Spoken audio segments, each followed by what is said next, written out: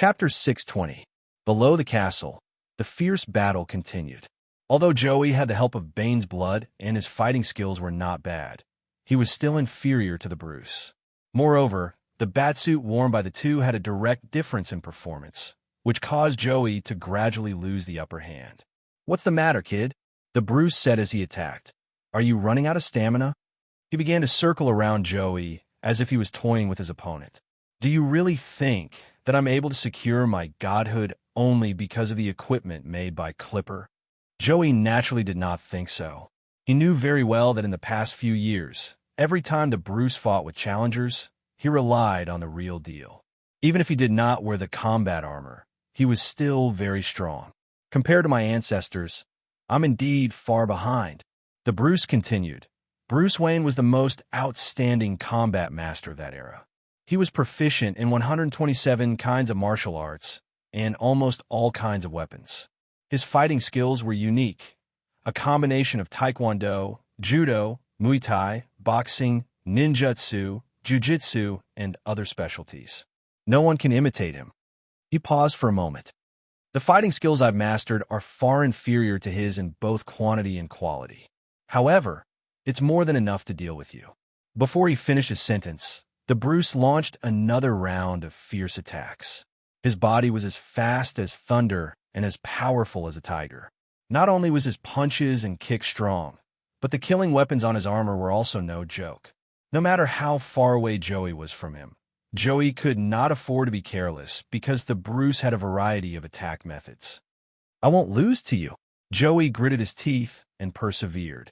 At least in terms of willpower, he would not lose. The Bruce sneered. "Very good, very bold. I knew you would do great things." Bang, bang, bang. As he spoke, the Bruce threw 3 punches in a row, each one landing on Joey's chest. Cracks had already appeared on the latter's batsuit. But those who do great things either succeed or fail. The Bruce continued. He was fully qualified to teach Joey about this, because he himself was a good example. "Do you think that cloak is something that just anyone can wear? Do you have the same awareness as me?" As he moved forward, he raised his voice. "If you do, you won't say something as stupid as 'I don't want to be a god.' I can't. I'm reaching my limit. My consciousness is getting blurry. If this goes on, I'll be in trouble." Joey had no energy left to respond verbally. His body was enduring an unprecedented pain, and all he could do was concentrate with all his might to prevent himself from fainting. Joey Collins. The Bruce's attack finally came to an end. He successfully knocked Joey to the ground and prepared to deliver the final blow. "You made the same mistake as my ancestors. Your idealism can only be regarded as painkillers, but my philosophy is surgery." He raised an arm, and the laser beam on his wrist was aimed at Joey. "What the city needs is a god, not some dark knight. If you don't want to be a god, then die." Whoosh! The next second, a beam of light shot out and hit the target. But the person who was hit was not Joey, and the person who fired the beam was not the Bruce. "TSK, are there more uninvited guests?" The Bruce covered the spot behind his shoulder where he was shot with his hand and turned to look back. In the night sky, Maya was wearing a traditional Robin costume and swooping down on a hang glider. The laser gun on her right arm was still emitting a faint light. It turned out that at the critical moment, just now, Maya launched an attack from the sky and shot Bruce. With this gap in the shot, Joey was able to catch his breath a little.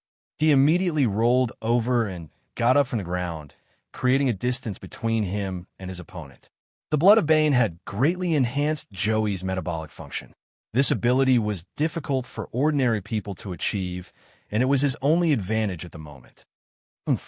Since your helper made the first move, the Bruce saw that the situation had changed and immediately came up with a countermeasure. "Then I won't hold back." He turned on the communicator next to his mouth and immediately ordered, "Come out, Robins. Fight for your god." Following his order, a large number of hovercrafts poured out from the surroundings of the Bat Castle and came to the sky above the square.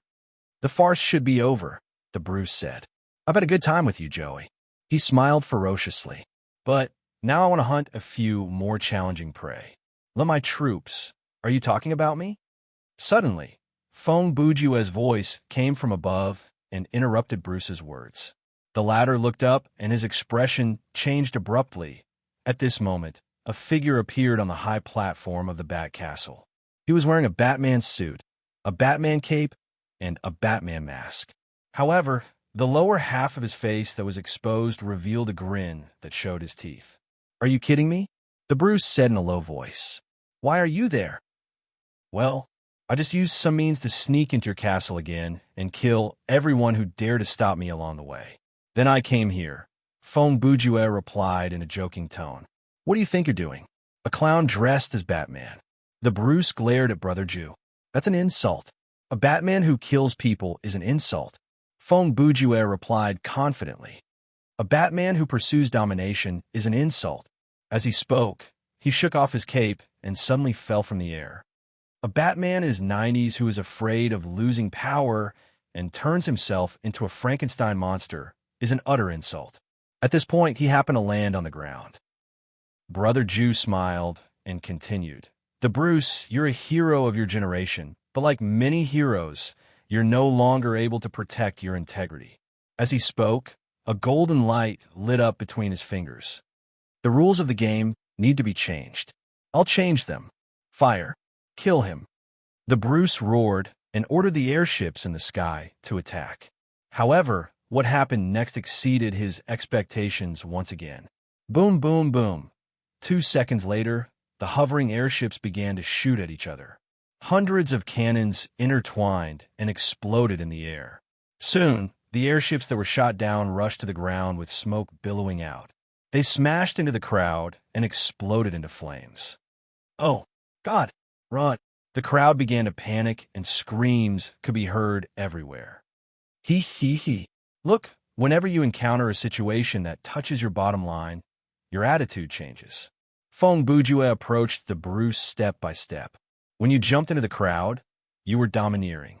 When you fought with Joey, you were domineering as well, but at the end of the day, your presence as the king of Gotham still comes from your confidence in your own ability and your confidence in victory. Brother Jew grinned wickedly and stood 2 meters away from the man. "If you have the balls, repeat what you said earlier. What's wrong with you guys? Why are you firing at each other?" The Bruce slowly retreated. He shouted into the communicator. "Answer me. Anyone?" "Sir, our airships aren't under control." "Ah."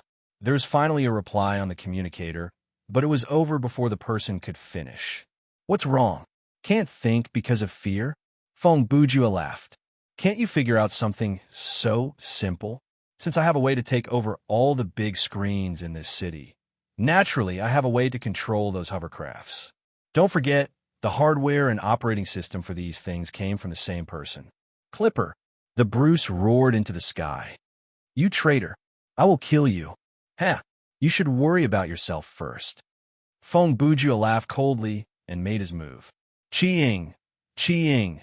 2 beams of golden light caused 2 crisp sounds. Brother Jew held Death Poker and launched 2 close-range attacks. The Bruce used the fins on his forearm to block the attacks and exchanged 2 blows. "Humph! You're only a so-so." After blocking the attacks, the Bruce was overjoyed. After this short exchange, he realized that Brother Jew's strength was not as exaggerated as he thought. Although the glowing weapon in his hand could not be analyzed, its power did not leave any mark on the bat armor. "Don't misunderstand," Fong Bujue said.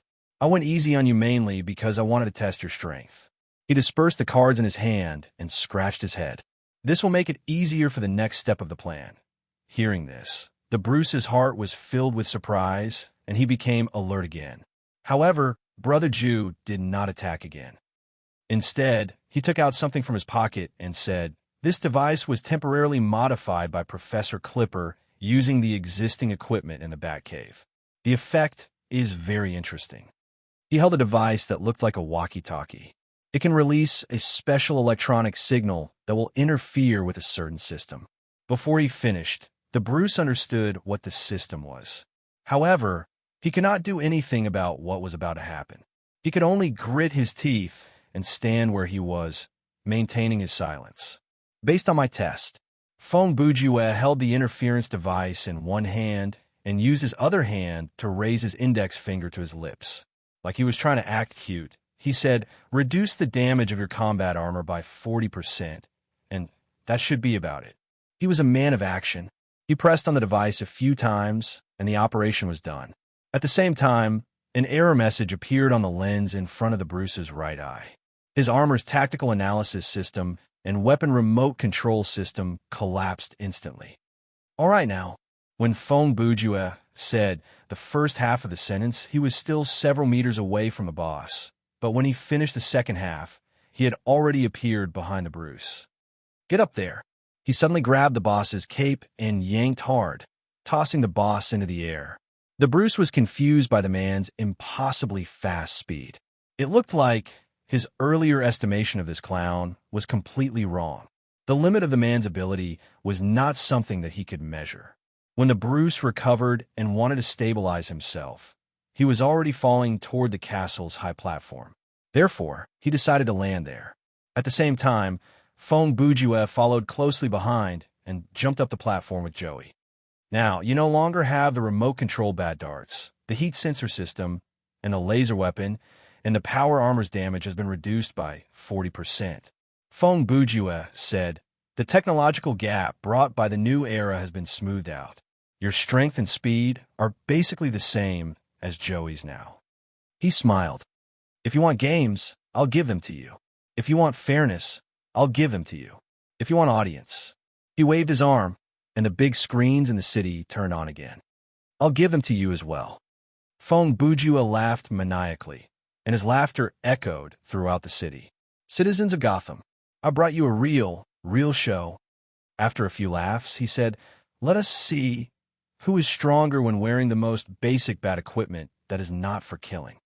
At this point, Brother Jew suddenly stopped and tossed a strange look at Joey. After the latter's eyes met his, he seemed to have understood something, but he did not say anything. "The birth of Batman will be witnessed by you." After Fong Bujue said that, he flicked his cape and sauntered into the Bat Castle.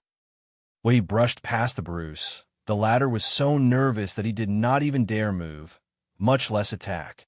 After Brother Jew left, Joey took a few steps forward and said to Bruce, "I believe we still have a second round." At this moment, behind Joey was a smoke-filled street and a smoke-filled sky. In this battlefield, Joey Collins' figure seemed to have become taller than usual. His eyes, which were hidden under the bat mask, also revealed an unprecedented look of determination. The black cape fluttered in the wind, and in that moment, people seemed to see another person, a tall figure that had passed away hundreds of years ago. His real name was not important, because he was Batman. "Ha ha ha ha ha!" The Bruce suddenly laughed. It was a sad laugh, but it was also a laugh of relief. In this darkest moment before dawn, there was not a single bat symbol left in the sky. However, those bizarre light pillars still shrouded the city. The whole of Gotham fell into silence. Everyone was paying attention to the duel. Fine, fine." The Bruce shook his head and smiled. "You want to be Batman, don't you?" He looked at Joey. "Fine. Then come and defeat me. Surpass me." Then he removed the lens and the communicator on the right side of his face and tossed them to the side. At that moment, this king who had ruled Gotham for more than 30 years finally abandoned the hypocrisy and fear in his heart and faced everything before him openly. "I want to warn you. The path you've chosen is more difficult than becoming a god," the Bruce said. "I didn't manage to persist on that path, so I became who I am today." As he spoke, he removed his cape and tossed it to the ground. "I have to admit, I didn't inherit Bruce Wayne's will." He paused. "But I did destroy evil and chaos and protect the peace of Gotham." "You used dictatorship to bring peace," Joey said. "Yes, I have no regrets about that. In fact, I am proud of it," Bruce replied, "because I have personally witnessed the chaos that freedom brings. You should stand on the boundary between order and chaos, protecting the weak and not protecting them through control," Joey said. Bruce said with a wry smile.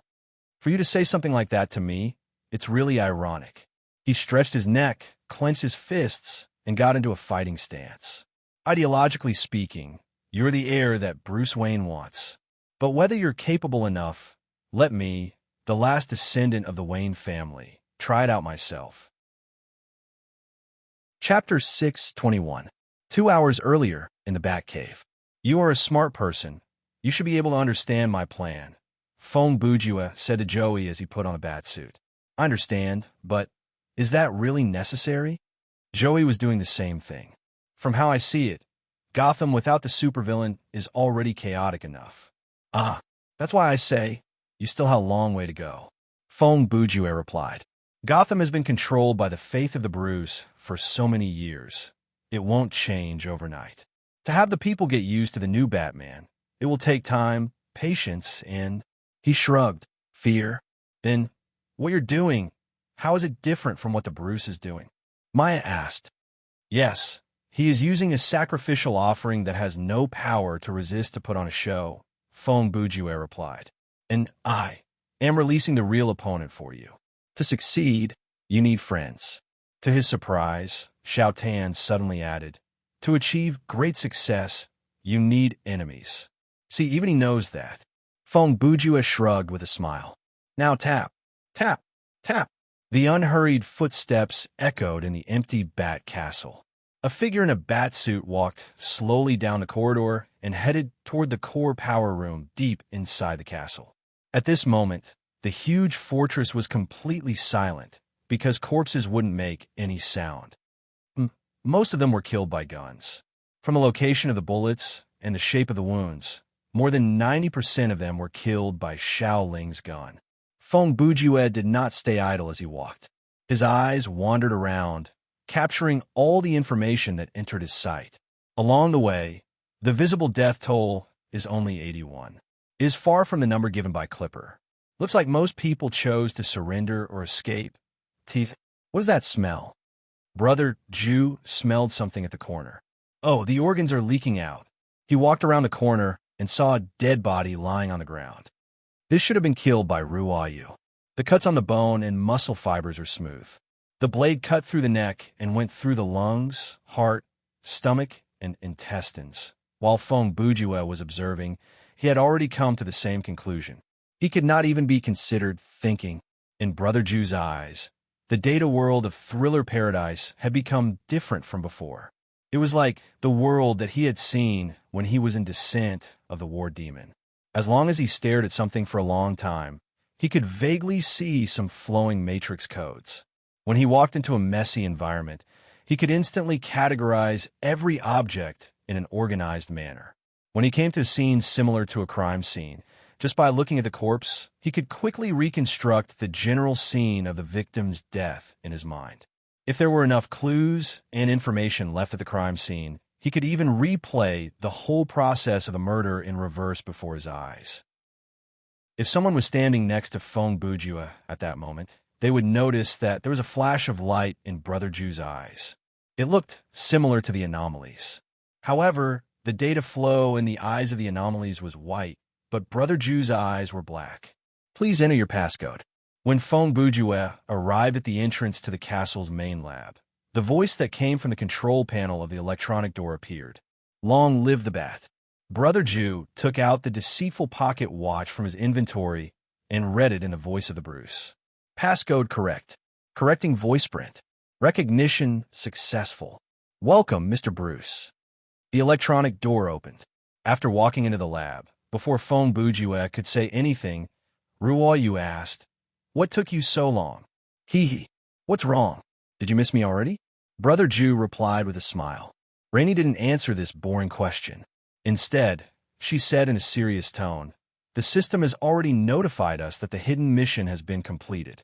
If Joey has successfully killed the underscore Bruce while you were dawdling, then we only have a few minutes left. Actually, it's fine, Fong Bujua added. Even if we only bring back the resources we got from the Batcave, this trip will be worth it. As they spoke, Brother Ju walked to the group. He turned to Clipper, who was working on the experiment table. Professor, how's the progress? It's all formulaic procedures. I've done it many times. It's very simple. Clipper did not stop working. He grinned. He had a cigarette in his mouth. The plastic surgery process will be completed in about 5 minutes. As for the brain chips, he raised his head and glanced at the electronic cabinet on his right. This batch of goods is secretly made by me. They have no tracking function. The degree of knowledge and personality simulation is close to 95%, and the original personality and memory will be permanently erased. He laughed. I call these cute little things devil souls. Very good. Fong Bujua walked forward and stood next to Kleiber. He looked at the robin lying on a more than 10 experiment tables and said with a smile, "You are indeed worthy of the title great, Professor Kleiber. Your talent can be said to be unparalleled in history." He, ha. The two of them stood there and laughed evilly like the villains in cartoons. At that moment, in front of them, there were more than 10 captive robins lying on the ground. But soon, these people would no longer be robins. They would become Joker, Two-Face, Penguin, Black Mask, Poison Ivy. Brother Jew, I don't understand. Xiao Tan said, "We have already obtained enough benefits in the Batcave, and the hidden mission has been completed.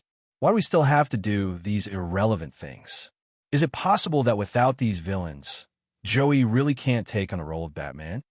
"Ha! The reason," Fong Bujua said. "You'll know when you see it." As he said that, he raised his hand and pointed at a screen on the side of the room. On the screen, there was a live broadcast of a death match. On the other side, on the high platform of the castle, the Bruce's batsuit had been completely destroyed and had lost its kinetic energy support.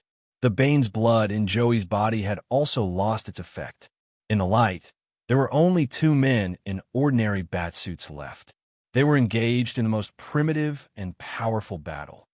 The effect of the super stimulants in your body is almost over. When Joey said that, he threw a punch at Bruce's face. Bruce's cheek was hit, and a tooth flew out. He spat out a mouthful of blood, but he still held on and did not fall to the ground. More or less. He laughed coldly and suddenly turned around to give a side kick. Joey hurriedly put his hand in front of his chest to block the blow and took a few steps back. "Your persistence is admirable." He took a deep breath. "You should know that even if you beat me, you won't be able to become a god again." "I know." Bruce wiped his mask. His mask was bleeding because it was not actually a mask, but his face. The Bruce himself had undergone Clipper's surgery many years ago. To prevent his face from aging, he had merged his face with the bat mask. "But you still have the will to fight," Joey said. "Huh." Bruce chuckled meaningfully. "I'm helping you, Joey." He raised his arm and pointed below the stage. "Only by showing more of your power will the mob be more devout and respectful toward you. I don't want their faith." Joey took a deep breath and attacked. "I just want to stop everything." He roared and then used a football clinch move to charge at Bruce. He successfully sent him flying and pressed him against the railing at the edge of the platform. By then, the Bruce was already at the end of his rope. The side kick had drained his last bit of energy, and he had no more energy to resist. "Then kill me, ha. Bruce laughed. He had lost his cape. If Joey applied a little more force, he would fall to his death. At this moment, a glimmer of dawn on the horizon suddenly lifted the curtain of the sky. The Gotham King, whose face was covered in blood, turned his head slightly to look back at the city that he missed so much. "No!" To his surprise, Joey let go. He stood up and replied with determination, "I will not kill. I will not kill anymore. Because I am Batman." Of course, Joey still remembered the look that the Joker had given him before the battle started and the words that he had said. "Gotham will witness the birth of Batman," Joey said as he pulled the Bruce up. "The Dark Knight is a guardian, not a judge or a tyrant. You be *starred. Kill me." The Bruce suddenly exploded in anger. It was as if he had regained his composure before death. A surge of energy surged through him, and the fins on his forearm slashed at Joey's neck. As for Joey, he was caught off guard. He did not expect that a man who had lost all will to fight would come back to life in the next second. Creak! In the blink of an eye, a beam of light appeared behind Joey and hit Bruce's torso. A scream of pain echoed. In the morning sun, thick smoke rose from the Bruce's head where he had been shot. His body tumbled from the high platform and fell to the ground. Joey, who had not recovered from the shock, gasped for air and turned back to look. The person who shot the Bruce was none other than Maya, who had landed on the castle not long ago. It was her again who had saved his life. Game over. The system's narration sounded again. Watching the Bruce fall from the high platform, the crowd fell into an eerie silence. This scene symbolizes the end of a dynasty, and also the beginning of another legend. A god has fallen, and then the mob has gone mad. Batty, Batty, Batty. The whole city cheered. No, I am not a god. I am just a human being. A mortal. Joey raised his hands and shouted at the camera. He wanted to calm those prayers, but he realized that it was futile. He thought that he could change these people's lives, but in the end, all he did was change the target of their praise. However, the praise did not last long because, ha ha, Feng Bujue's face appeared on the screen again, and he laughed madly. Citizens of Gotham, looks like the game has come to an end. A new Batman has been born. He changed the topic. But don't you think this ending is a bit boring? Before he finished, more than 10 metal shuttles shot out from all around the Batcastle. These capsules were like missiles, and they flew into the sky. Batman. Feng Bujue, stop calling Joey by his real name. Guess what I just sent into the city? Joey looked at the screen with a complicated gaze and was silent. Feng Bujue raised his voice and said in a crazed tone, "It's these people on the screen." The next second, more than 10 split screens appeared on the screen, and each of them had the face of a supervillain printed on it. Of course, the Joker's face was not added. Once again, the civilians were shocked and panicked. They chanted Batty's name again, hoping for protection and mercy. You guys know me. I'm not a swindler like the Bruce who deceives the world. Feng Bujue's face soon returned to the screen. My game is much more interesting than his. Huh? He pointed at his face and grinned. In the past night, you have witnessed the resurrection of Batty. At dawn, you will witness my resurrection, and their resurrection. Ha ha, ha ha ha, ha ha. He ended his speech with his signature laugh. The laughter echoed in the air and opened a new chapter in Gotham. Chapter 622. The scenario has been completed. Calculating reward. Obtained EXP, 80,000. Game coins, 100,000. Equipment acquired, Batman suit, classic, Bane's blood. Missions completed, 2/2 completed special and hidden quests. 1. Unlocked world building, none time of terror points increase. 0. Highest terror points, 0%. Average terror points, 0%. Your terror rating is embodiment of valor. Extra reward obtained. Please choose later. Obtain skill points, 568. Additional bonus from skill points. EXP, 5,680. Game coins, 56800. Scenario cleared reward. Randomly draw a piece of equipment corresponding to your level. Hidden quest reward. Game coins, 200,000. Calculation complete. Please continue. After returning to the login lobby, Feng Bujue saw the calculation screen before him. Regarding Brother Ju's exploits in the scenario, his summoning of Ma Sun, and his actions of completing quests, there was no need to summarize them here. Instead, it was better to focus on the other rewards. For a normal difficulty team scenario, the reward from this underworld frontline was not bad. From Feng Bujue's calculation screen, it was hard to tell how much they had gained. Since Brother Ju's inventory was tight, he had only brought 2 items with him, and one of them was still on him. However, if one took a closer look at the 4 of them, one would realize that they had brought a lot of good stuff with them from the Batcave, and most of them were bound to the user after equipping. Even if they could not be used, they could be exchanged for money. But for now, it was better to focus on the 2 items that Brother Ju had brought out. One of them was, name, Batman costume, classic version, type, apparel equip requirement, male player, above level 40 remark. Based on the original cartoon design, this is a traditional Batman costume. This Batman costume was not actually equipment, but apparel, so it was not bound to the user. Brother Ju thought that this thing could be sold for a good price, so he wore it. Based on the system's setting, the players could not make any changes to their apparel in the scenario, so he wore this costume over his own. Now for the second item. Name: Bane's Blood * 4 type. Consumable rarity. Perfect function. Increase user's strength, agility, endurance, and recovery. Lasts for 20 minutes. Effects cannot be stacked. Note: due to the use of super steroids for many years to enhance his physical abilities, Bane's Blood has mutated, becoming a more stable and powerful enhancer. Note: this item can only be used by people whose physical strength has reached a certain level. Ordinary people, players below level 20, should use it after diluting it with normal saline. Otherwise, there will be side effects. Feng Bujue had used his pearl handgun to trade for these few perfect consumables in the scenario. Other than that, Xiao Tan's two-faced coin, Ruo Yu's large-caliber revolver, and Xiaoling's poison ivy perfume were all traded for different consumables. The trigger point for the trade plot was very hidden. It was located at a corner of the Bat Cave that was filled with heavy objects. When Xiao Tan was moving the boxes, he was clearing a path. Only when the players approached the spot with relevant plot items would the system alert ring. Normally, to discover this setting, one would have to stick close to the wall and search every corner of the Bat Cave. But as mentioned earlier, Feng Bujue could now analyze the matrix code of the environment to a certain degree. With him finding the hidden element, it would be much easier.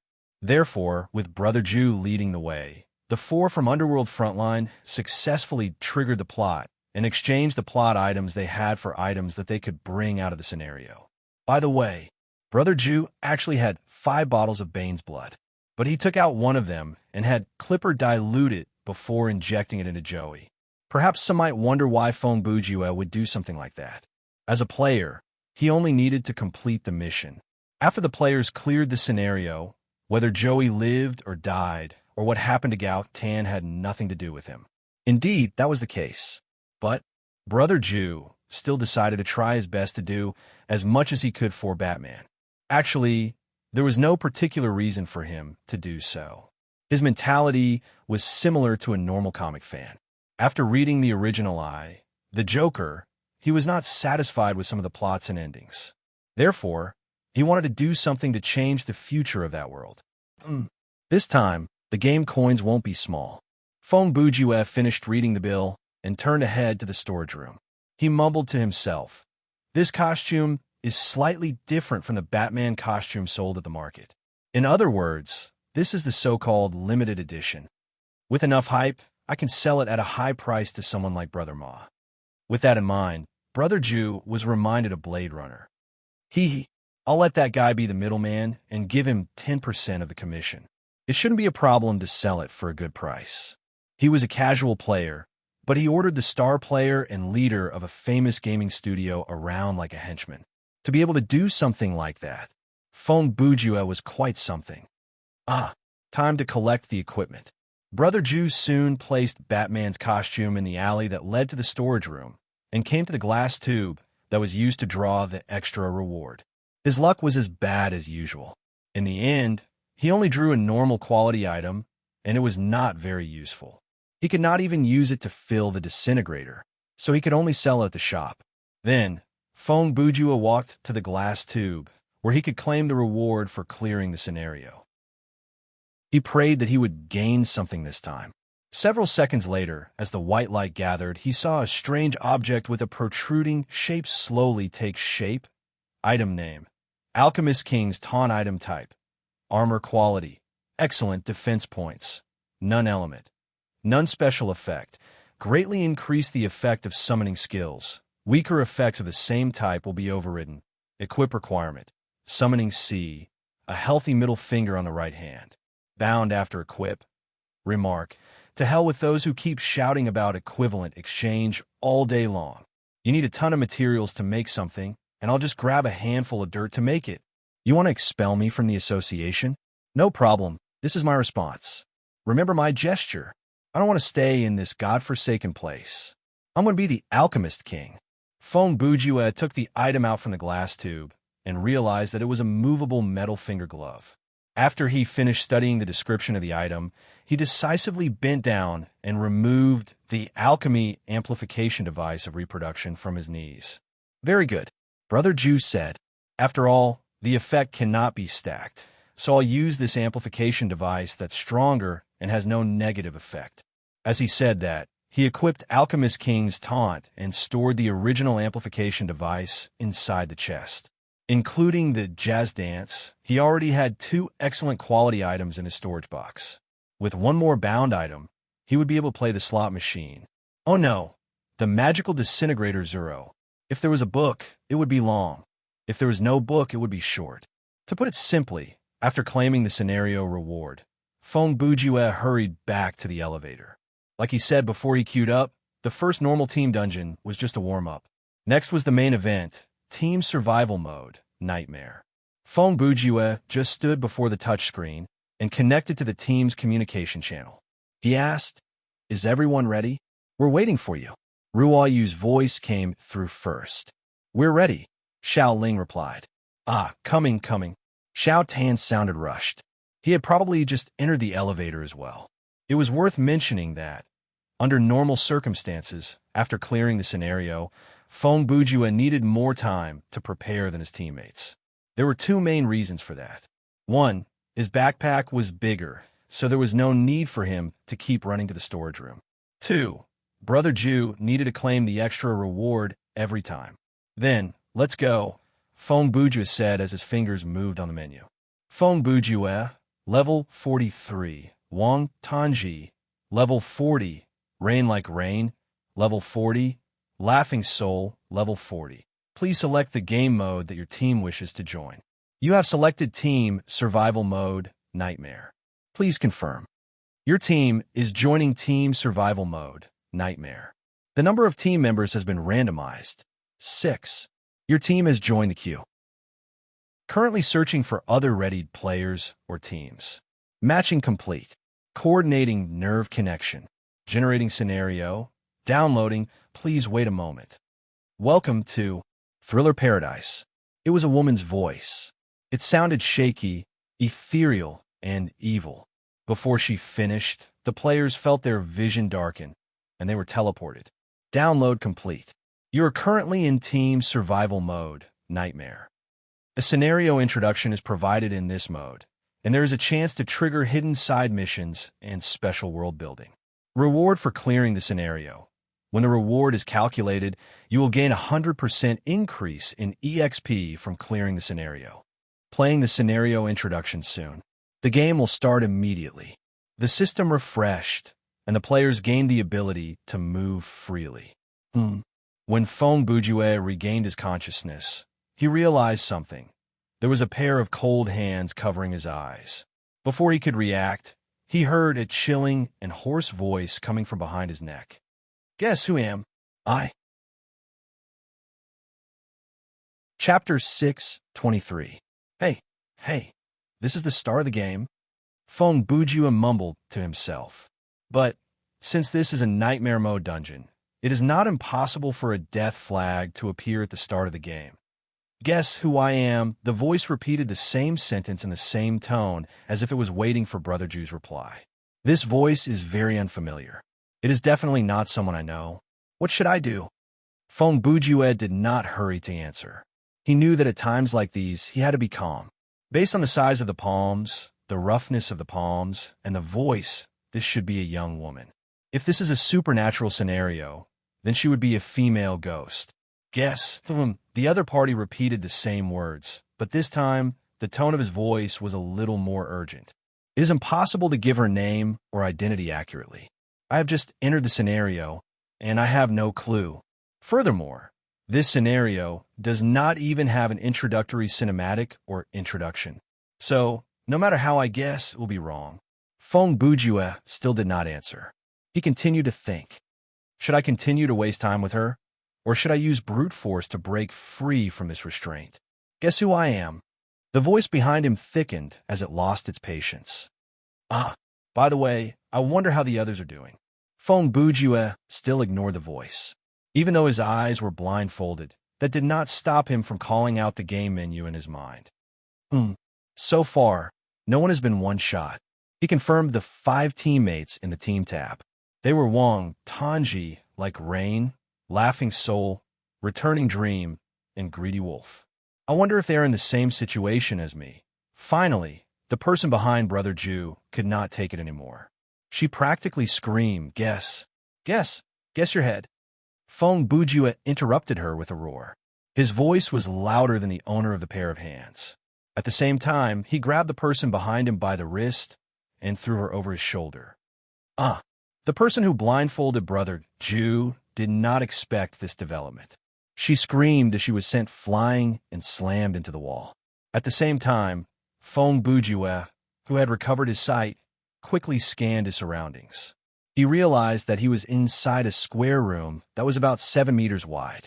The room was empty. There was no furniture, not even a door or window. However, there were many strange symbols painted on the 6 walls. They glowed with a green light to light up the small space. Big sister. Feng Bujue used only 2 seconds to look around. Then his eyes fell on the woman who had just crawled up from the ground. Based on your appearance, you're not trying to say that you were Sadako, are you? Brother Jew asked because the monster looked exactly like Sadako. She was wearing a white dress, and her long hair covered her face. After she crawled up from the ground, she did not even stand properly. Instead, she lowered her body and used her hands like claws. She moved in a strange posture and slowly approached them. Air!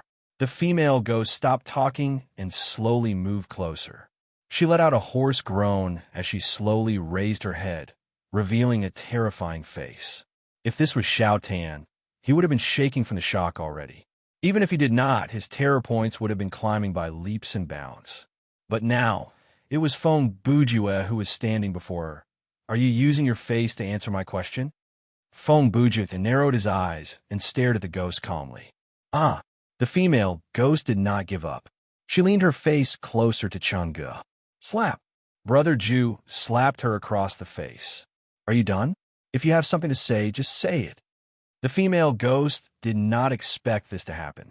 She was slapped when she was unprepared.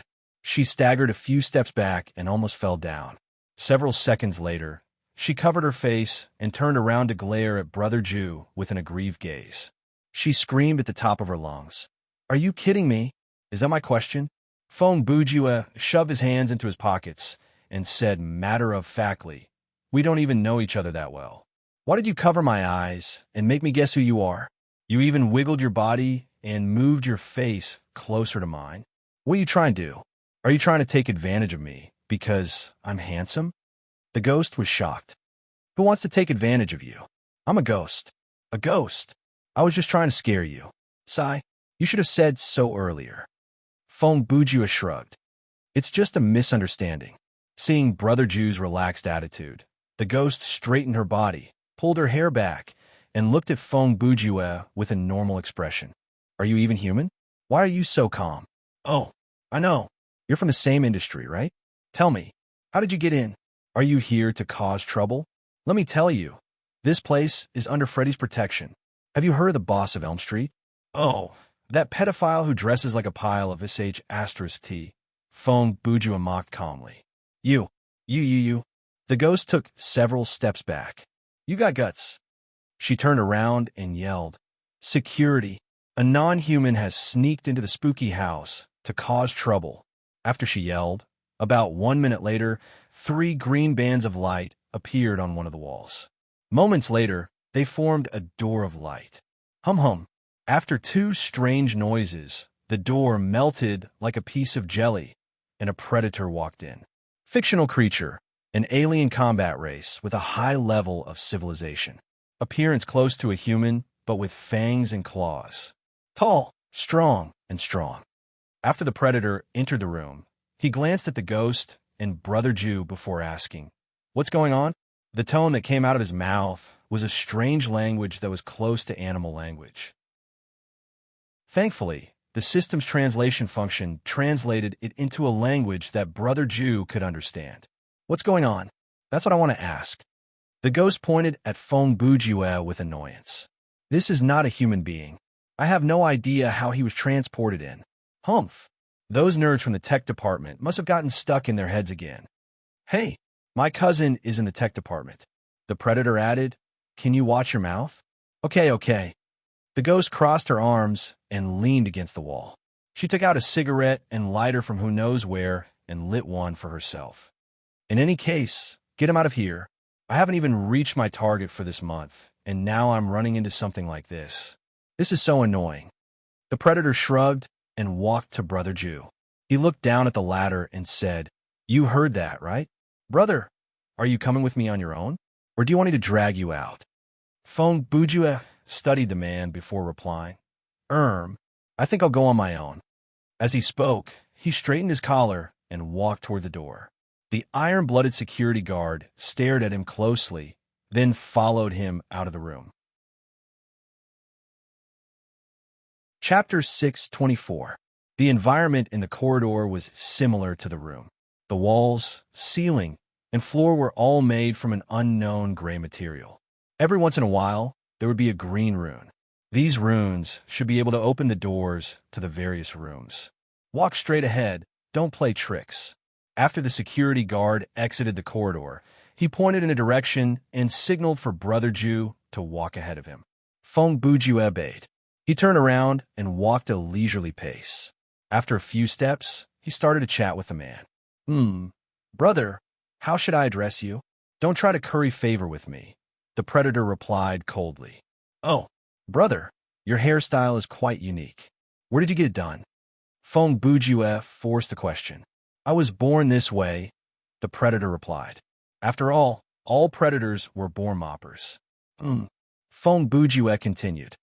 "How is your job as a security guard? How is the pay?" "The price is similar to Europe, the price is similar to the moon, and the salary is similar to Africa," the predator replied in an annoyed tone. "Oh, huh?" Fong Bujue laughed drily. "It's about the same as where we are." At that moment, the shoulder cannon on the predator's shoulder suddenly moved. The 3 infrared dots moved to Brother Jew's back. "If you continue to nag, I'll turn you into a dead body and carry you out," the predator warned seriously. Fong Bujue was helpless. He shrunk his neck back awkwardly, smiled at the predator, and stopped talking. "This scenario sure is interesting," Brother Jew thought to himself. "I wonder how the others are doing." As he thought about that, he opened the game menu and realized that his teammates were still alive. Since no one is dead, it means that no one is in any danger for now, but I have no idea where they are. His eyes scanned the corridor quickly. The structure of this place is unknown. The number of rooms is unknown. The way to open it is unknown, and the operating principle is unknown. The progress of getting information is not that smooth. Even if I use brute force to subdue this predator, the next step will be difficult.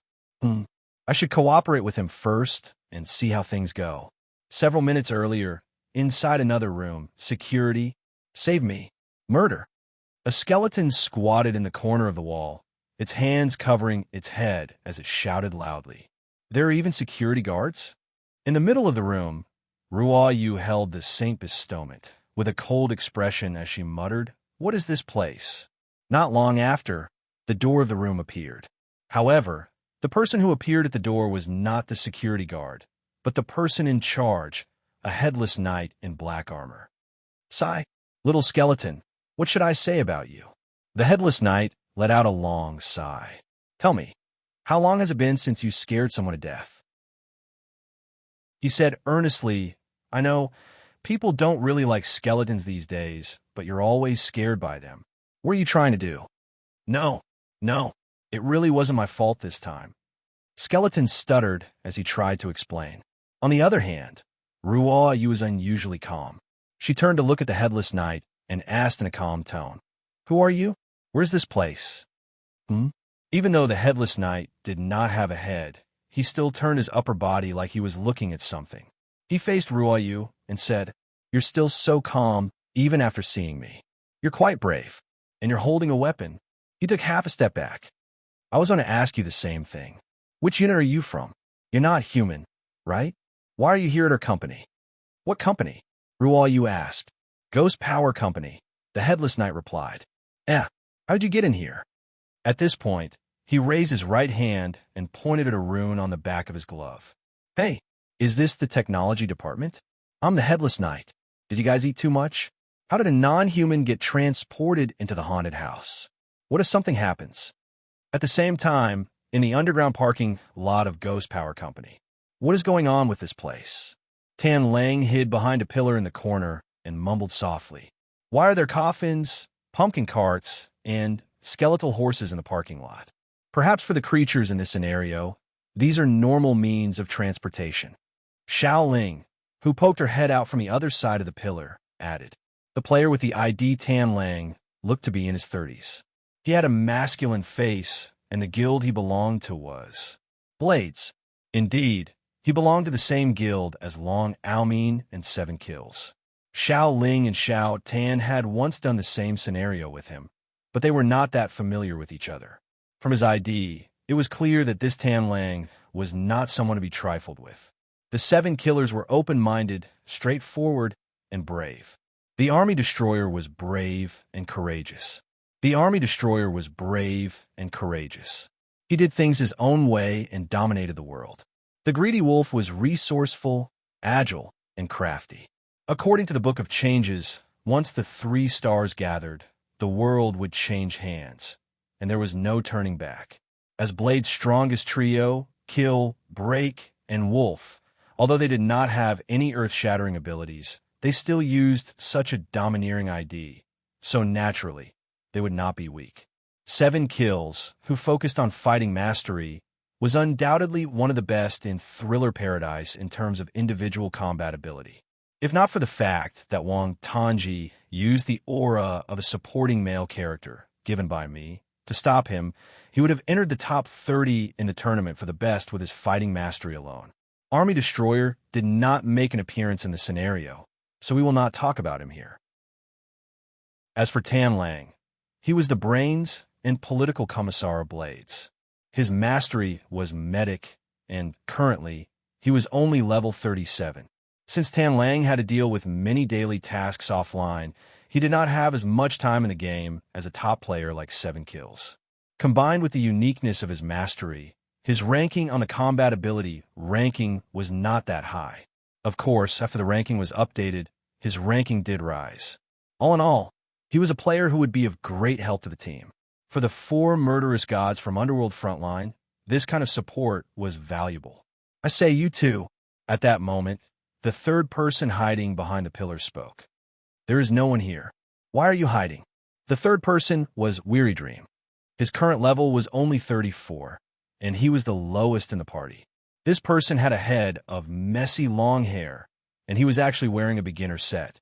However, when he spoke, his attitude was very calm, and he didn't seem like a casual player who was trying to ride on someone's coattails. Why was that? The reason was simple.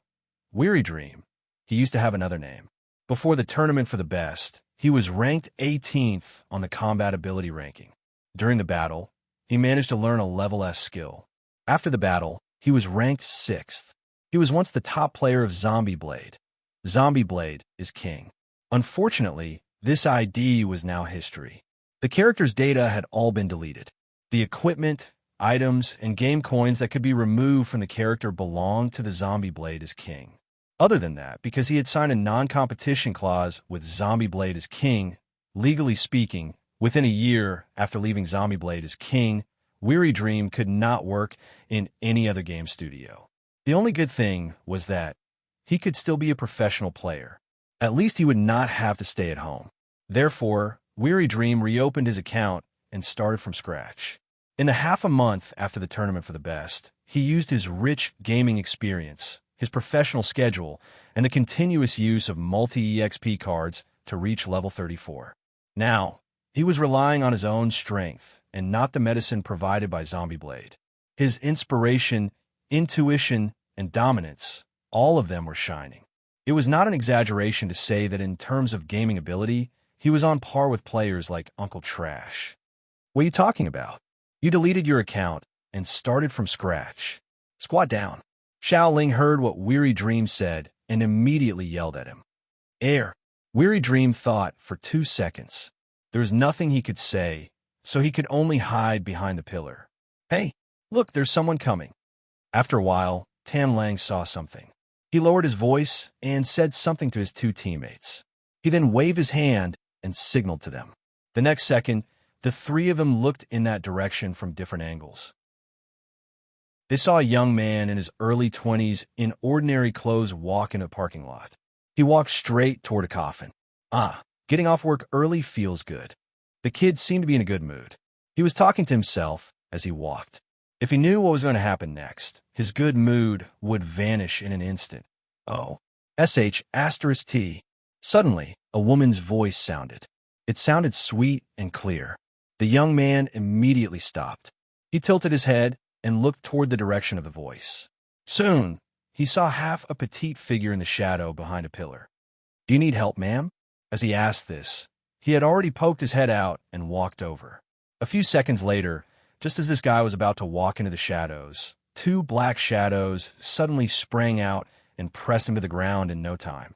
An ice-cold gun barrel was pressed against the young man's pale forehead. Xiao Ling, who was holding the gun, had a smile on her face as she quickly said, "Name, identity, race, I'll count to 3. 1. Edward. Vampires. I'm just a normal scare officer. Please don't kill me." Edward replied in a panic. "Nonsense. Are vampires afraid of being shot in the head? If you're a vampire, why don't you turn into a bat and run away?" Xiao Ling quick-wittedly probed the other party. "Not all vampires can turn into bats. Besides, we'll die if our heads are chopped off." Edward hurriedly replied. "Oh." Xiao Ling exchanged glances with her two teammates and said, "Okay, I'll believe you for now." However, her gun barrel did not move away, and her question was far from finished. You said you're a scare officer?" Chapter 625. Inside the public area of Phantom Power Company, flat-screen TVs could be seen everywhere. On those TVs, a promotional video for the company was playing 24/7. The content was basically, "Phantom Power Company, we will reach new heights. We will make your car start, warm your home, light up the city you live in, and accompany you every day." Accompanying the narration, the promotional video showed various scientific illustrations. "We have the best scare workers in the entire Monster Kingdom. In the House of Terror, the humans who are transported here will experience suffocating terror, and the high-quality terror will be converted into a stable energy source for your use. We know that the fear in humans is getting weaker and weaker, and their courage is growing. But we have the courage to face the challenges of the future. Our company has the scariest workers, the best power generation equipment, and we are already working on a new energy technology. We are Phantom Power Company. We_scare. Thank you for taking care of us." Inside the break room of the company's security department, Ruoyu finished watching the promotional video that was several minutes long without any expression on her face. Basically, they're using the setting of the Monster Company, an animated film made by Pixar. That was Ruoyu's thought. Buzz buzz. At that moment, the door to the room opened. A slender female monster walked in through the door.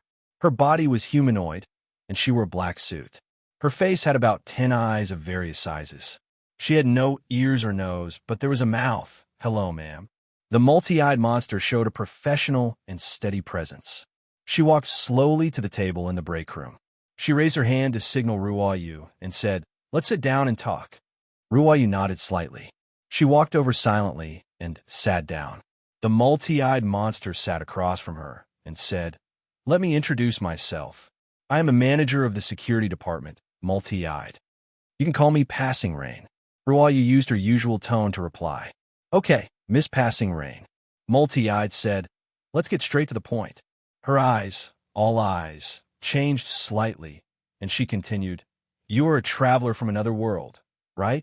Ruoyu thought for a moment and replied, "That's right. As expected. Our Monster Kingdom has long had rumors about you. It's similar to urban legends. A ghost with a dozen eyes dares to call me an urban legend." Ruoyu could not help but complain in her heart, but on the surface, she still replied calmly, "Then I'm sure you know something about us." "I do know a little, but rumors are just rumors after all. Most of them are very one-sided, and it's hard to tell if they're true or false. At the end of the day, we are just an electricity company, not a law enforcement agency of the kingdom. Therefore, I am also considering whether to hand you over to the relevant departments. No, you've already considered it. Rual, you immediately cast a sharp gaze at the other party. Or rather, your superior has already made up his mind. She interlocked her fingers and placed her elbows on the table. Her upper body leaned forward slightly, and she acted like she had a card up her sleeve. Actually, she was mimicking Feng Bujue. She glared at multi-eyed and said, "This conversation between you and me is essentially a negotiation. You wish to get information from me, but you don't know what kind of conditions you should use in exchange. Therefore, you started with the question of whether to hand me over to the relevant departments. To put it bluntly, you're threatening my personal freedom and safety." She scoffed. "Unfortunately, your negotiation strategy is wrong." "Oh, why is that?" Multi-eyed pretended to be calm. "Because if we want to, we can leave your world at any time." Suddenly, another voice came from the wall on the side of the room. "Death is just a way to leave." Before the voice finished, the upper half of the wall started to glow. It gradually faded until it turned into a transparent glass. On the other side of the glass, there was a dark room. At this time, there were two people standing side by side in the dark room. One was the boss of Ghost Power Company, Freddy Guge, the classic villain in the horror film series A Ghost on the Street, and the other was Feng Bujue. "Why are you there?" Rual Yu turned to look at Brother Ju and asked directly. She knew he could hear her. "Ah, I arrived a few minutes earlier than you," Feng Bujue replied with a smile. As he spoke, he raised both of his hands. Rual Yu then realized Brother Ju had a pair of handcuffs on his wrists. "Mr. Feng, you promised not to interfere with their conversation, so I allowed you to listen in with me." Freddy turned to look at Brother Ju and said, "Why didn't you keep your word? The negotiation is over, can't you see?" Feng Bujue tilted his head to the side and replied with a mocking expression. "My partner saw it through your strategy from the beginning and saw through your bottom line. You still don't know anything about her, and she won't tell you anything. So, it's just a waste of time to continue." Freddy heard this and sighed deeply. The next second, he waved his hand, and the wall between the two rooms turned into a green light and disappeared. "Are you okay?" Rual Yu saw the wall disappear and immediately stood up and walked toward Feng Bujue. "Don't worry," Brother Ju replied with a smile and immediately raised his hand. The next second, the iron handcuffs on his wrists broke. Seeing this, Rual Yu calmed down and dismissed the idea of using force to save him. When Freddy and Dongmu saw this, their expressions changed. Freddy took 2 steps back nervously and put some distance between himself and Feng Bujue before saying, "Mr. Feng, it seems that you're hiding something." Feng Bujue smiled at him. "I didn't resist when you put the handcuffs on me. I just wanted to show you my sincerity in cooperating with you." He paused for a moment, and a ferocious look flashed across his eyes. "I broke the handcuffs now to tell you that if you want to resort to force, I'll accompany you to the end." "I see," Freddy said in a low voice. "I'm sorry, I was a little rude." As a highly intelligent villain in horror movies, Freddy almost instinctively felt danger from Brother Ju. This unknown traveler from another world was temperamental and unpredictable, and he showed no signs of panic or fear from beginning to end. It was as if everything was under his control. When faced with such an opponent, Freddy did not dare to be careless. "It's okay." Feng Bujue spread his hands and replied casually. "At least from now on, we can discuss cooperation in a more equal way." "The cooperation you're referring to is?" Freddy asked tentatively. "You, the entire staff of Phantom Power Company, and my team," Feng Bujue replied. "Together, we'll deal with the real intruder." "What is that?" Freddy asked again. "That will be your downfall." Feng Bujue instantly put on a serious expression. "I have a reliable intel." At this moment, a very powerful humanoid life form that is half a dimension higher than all of you has arrived in this universe, and it's hiding inside your company. He and Freddy looked at each other for 2 seconds, observing the change in the other's expression. "For now, I don't know their gender or name, but I can tell you that their race is known as the Anomalies. They are an extremely dangerous race. For you, they have power close to that of gods." Brother Ju pointed at Duomu. "For example, This Madame Duomu, with her power, several black streams of data flashed across his eyes. There is a high chance that she will be directly controlled by the anomaly and become an obedient puppet. You'd better have some basis for your words. Duomu immediately retorted in a heated tone. This was also strange and normal. Anyone who heard such words would feel angry. Haha, I'm just giving an example. Feng Bujue's expression changed faster than flipping the pages of a book. In the blink of an eye, he was back to his usual smile. I hope you don't mind. On the other hand, Freddy thought about it. Then he touched his festering chin and asked, "Do you have any evidence to back up your statement?" "Currently, I don't, but..." Feng Bujue replied. "When you do, I'm afraid it will be too late." "Then forgive me for being blunt, Mr. Feng," Freddy said. "I cannot trust you completely. It's fine if you don't trust me for now." Feng Bujue had predicted this result. "Now, I have something else that I need to do. If you'll allow it, through this, I can further express my sincerity." "Oh," Freddy asked. "What is it?" 5 minutes later, in the company's underground parking lot. "I've already told you everything I know. Don't be like this. I just want to go home." Edward, who was kneeling on the ground, had already confessed his birth characters. He was just short of revealing his dark history of lifting a girl's skirt when he was in elementary school. However, the 3 players still had no intention of letting him go. "How is it?" Tired Dream looked at Xiao Ling and asked. For some reason, he seemed to treat Xiao Ling as the person in charge here. It seems like there's nothing more to ask," Xiao Ling said thoughtfully. It had only been 10 minutes since they captured Edward. During this time, Xiao Ling had already asked the other party for all the valuable information he knew. She had successfully grasped some of the basic worldviews of the Monster Kingdom. "But there's still something very strange," Greedy Wolf said. "Yep," Xiao Ling nodded and murmured, "Why hasn't the main mission been triggered yet?" Hello? Can you hear me?" Suddenly, a familiar voice sounded from the radio in the parking lot. In fact, it was not only the parking lot. Feng Bujue's voice echoed throughout the whole Ghost Power Company. "I am Feng Bujue, and I'm currently with Passing Rain. Everyone from Underworld Frontline, and Tired Dream, Greedy Wolf, listen up." Brother Ju said through the radio, "Please go find a nearby security guard and have him bring you to the company's security department." He paused for 2 seconds before continuing. "You should have noticed that the main mission hasn't been triggered yet.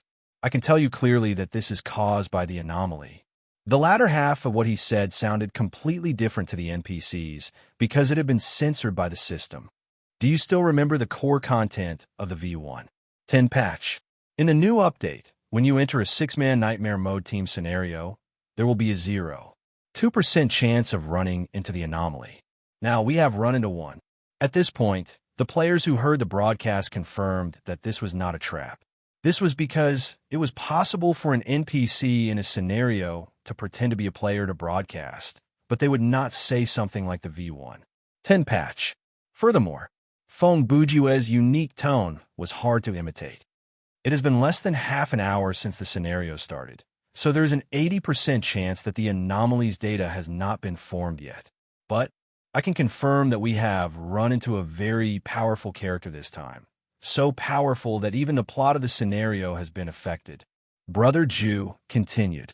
If I'm not mistaken, when the anomaly is fully formed, the hint for the main mission will appear, and it will be a mission directly related to the anomaly. He sighed. To put it simply, the system is now waiting to make the necessary arrangements. So, we'd better hurry and prepare as soon as possible. At this point, he felt like it was about time, so he added, "In any case, please come as soon as you can. We'll talk about the details when we meet."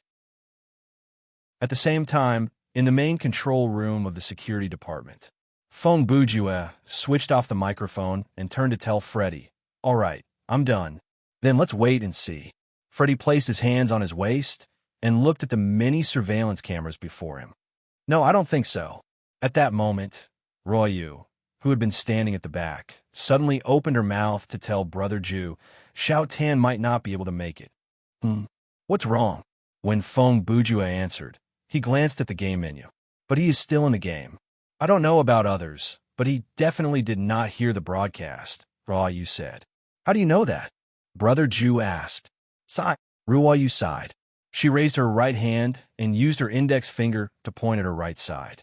Feng Bujue followed her finger, and his eyes soon stopped at a small screen in the corner of the room. At that moment, the screen was playing a scene.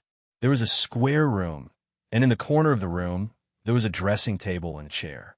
Sitting on the chair was a woman in a red dress, and she was slowly combing her hair in front of the mirror.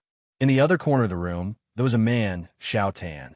He was squatting in the corner with his arms hugging his knees. His face was covered in sweat as he stared at the woman combing her hair. He did not even dare breathe loudly. Chapter 6:26. Ha! Phew! Deep breaths, heavy breaths. Ha! Phew! As the cycle continued, the floating data in the air slowly condensed into a humanoid creature. At that moment, V1 Wargad's body had basically taken shape. Overall, he looked like a human male, but his lower body had no sexual characteristics. His body was made up of some kind of unknown material that was tough and dense.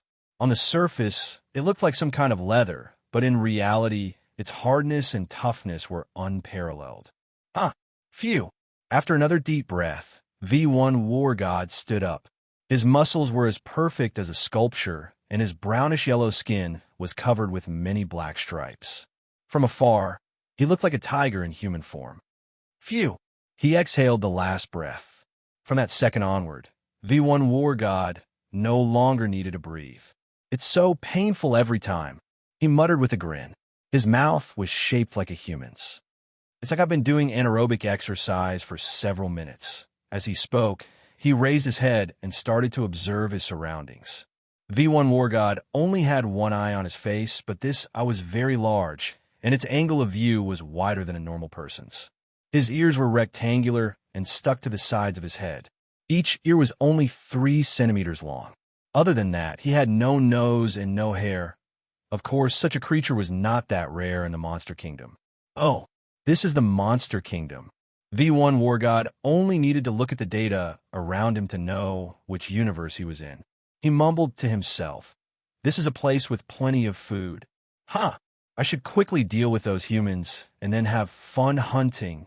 His words came to an abrupt end, because at this moment, he saw the list of players. Ha ha ha! V1 War God guffawed. Feng Bujue. Ha ha ha! Good. Very good. His large eyes widened and his face contorted with hatred. As long as I destroy your data here, then the internal conflict in Origin will stop. As he spoke, white light floated in his eyes. This meant that he had activated the long-range scanning mode. Long-range data recognition. Breaking through firewall, downloading data, initiating countermeasure, external recognition database activated. Downloading. Writing correction. Writing. Name. Feng Bujue faction. Player, race, human level, 43, height, 179 centimeters. Unknown malfunction detected. Re-establishing countermeasures. Warning, abnormal data backflow occurred. Unknown code attack detected. The external firewall has been breached. Emergency remote control plan cut off. The scan was forced to stop. V1. Warlord screamed and immediately knelt on the ground. He supported himself with both hands on the ground, his face contorted in extreme pain. At the same time, the white light in his eyes gradually dimmed and turned black. What is this? V1, Warlord covered his head with both hands, as if he was fighting against something in his body. His whole body was trembling violently. How could this be? This guy, isn't he human? Why is this happening? Emergency quarantine measures have been completed. Mid-level firewall is partially damaged. Virus code base has been updated. Detecting core firewall state. The core firewall is intact. Cleanup operation has started. Firewall repair operation has started. Bang! V1. Warlord waved his fist angrily, leaving a fist print on the floor.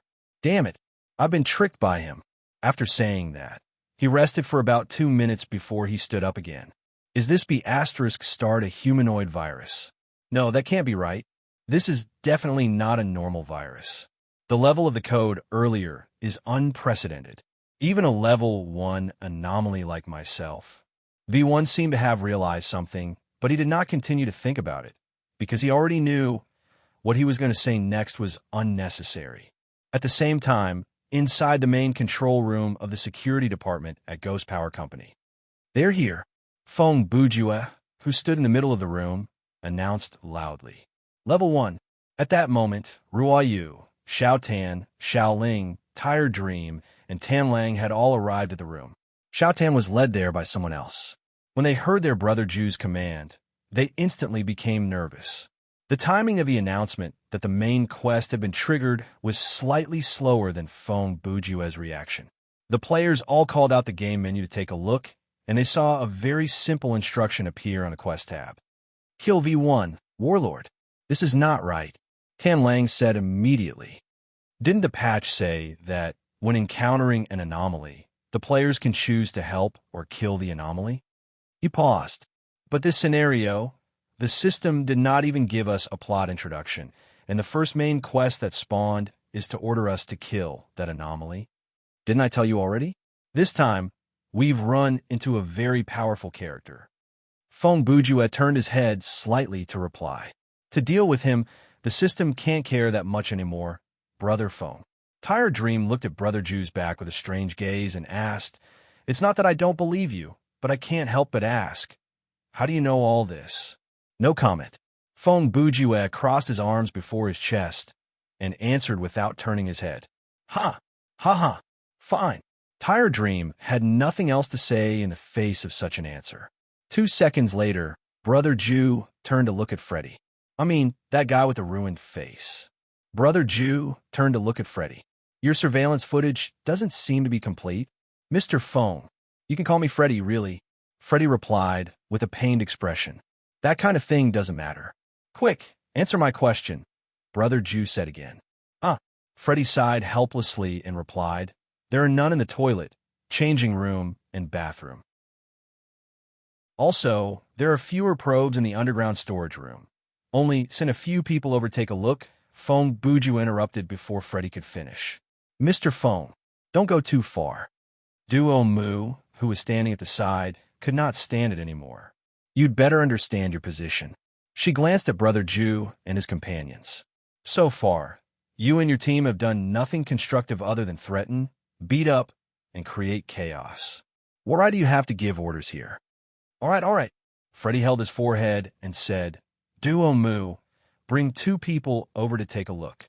Freddy was still very reasonable.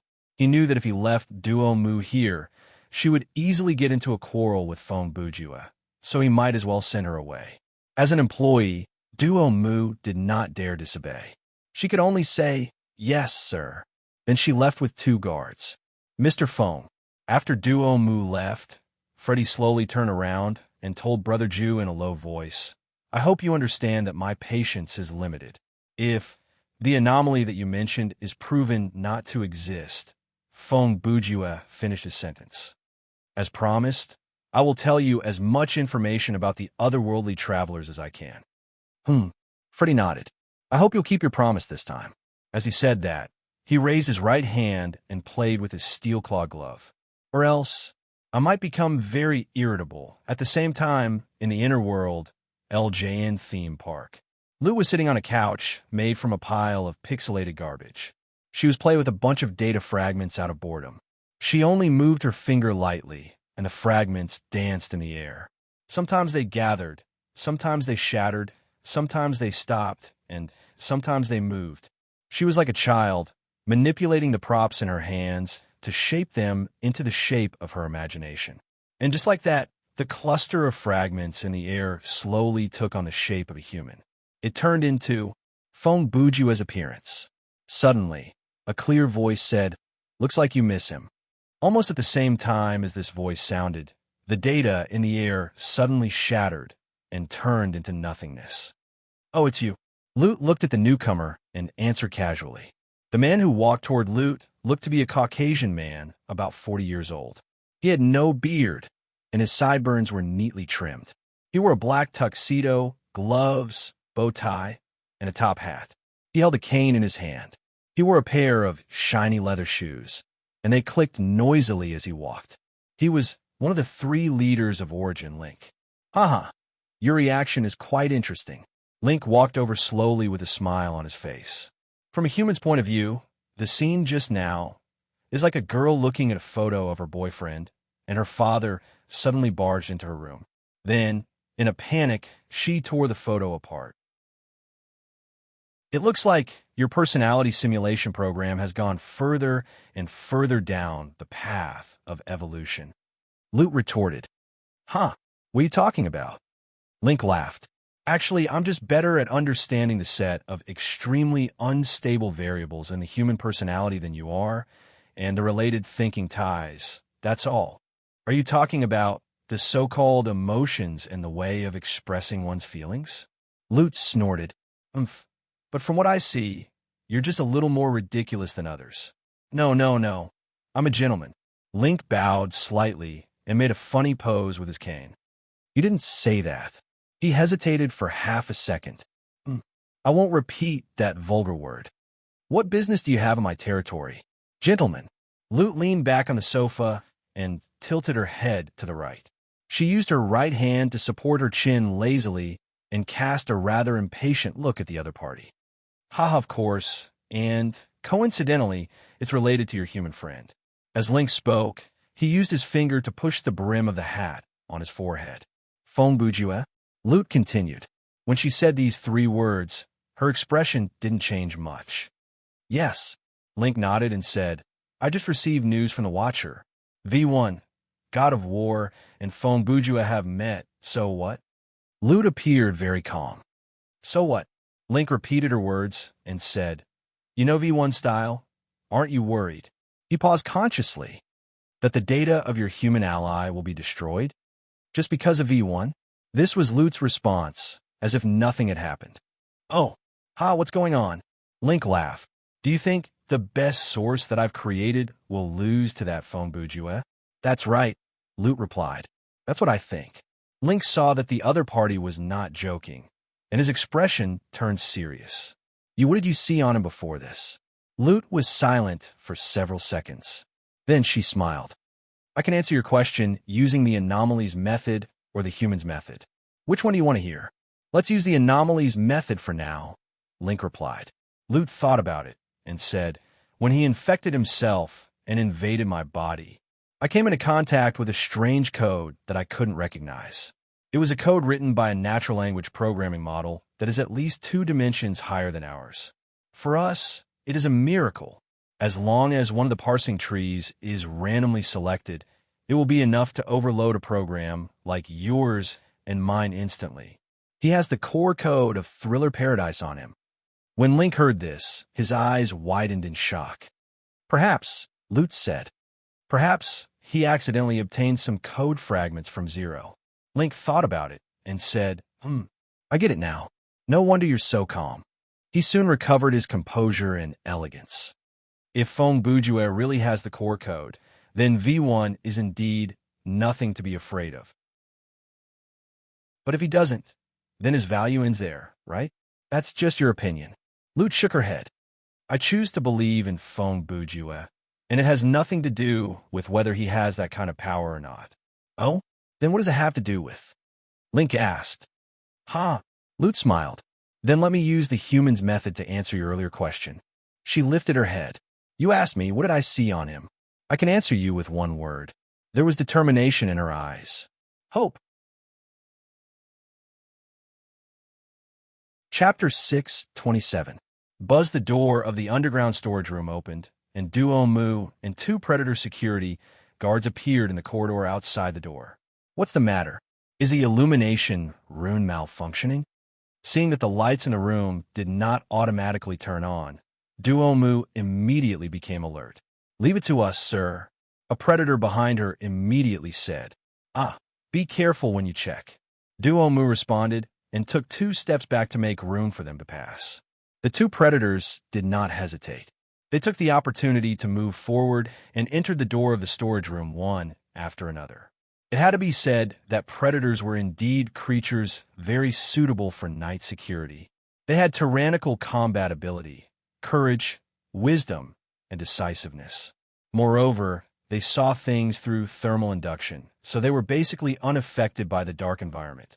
On the other hand, although Duo Mu had many eyes on his face, at this juncture, he could only stand in the light and watch. Preliminary observation. There is no obvious heat source. Shortly after entering the door, the Predator security guard walking in front of them said. The reason he could say this sentence so quickly was related to the structure of the storage room. The space inside the storage room was very large, and there were many miscellaneous items piled up inside. From large dinosaur bones to small melon shell specimens, all of them were placed on the shelves according to a certain pattern and number. The way these shelves were arranged was with the area at the door as the axis and expanded in a straight line to the periphery. As a whole, it was a fan-shaped structure. Therefore, the Predator only needed to stand in front of the door and scan the room to see if there were people or other creatures with body temperature hiding between the shelves.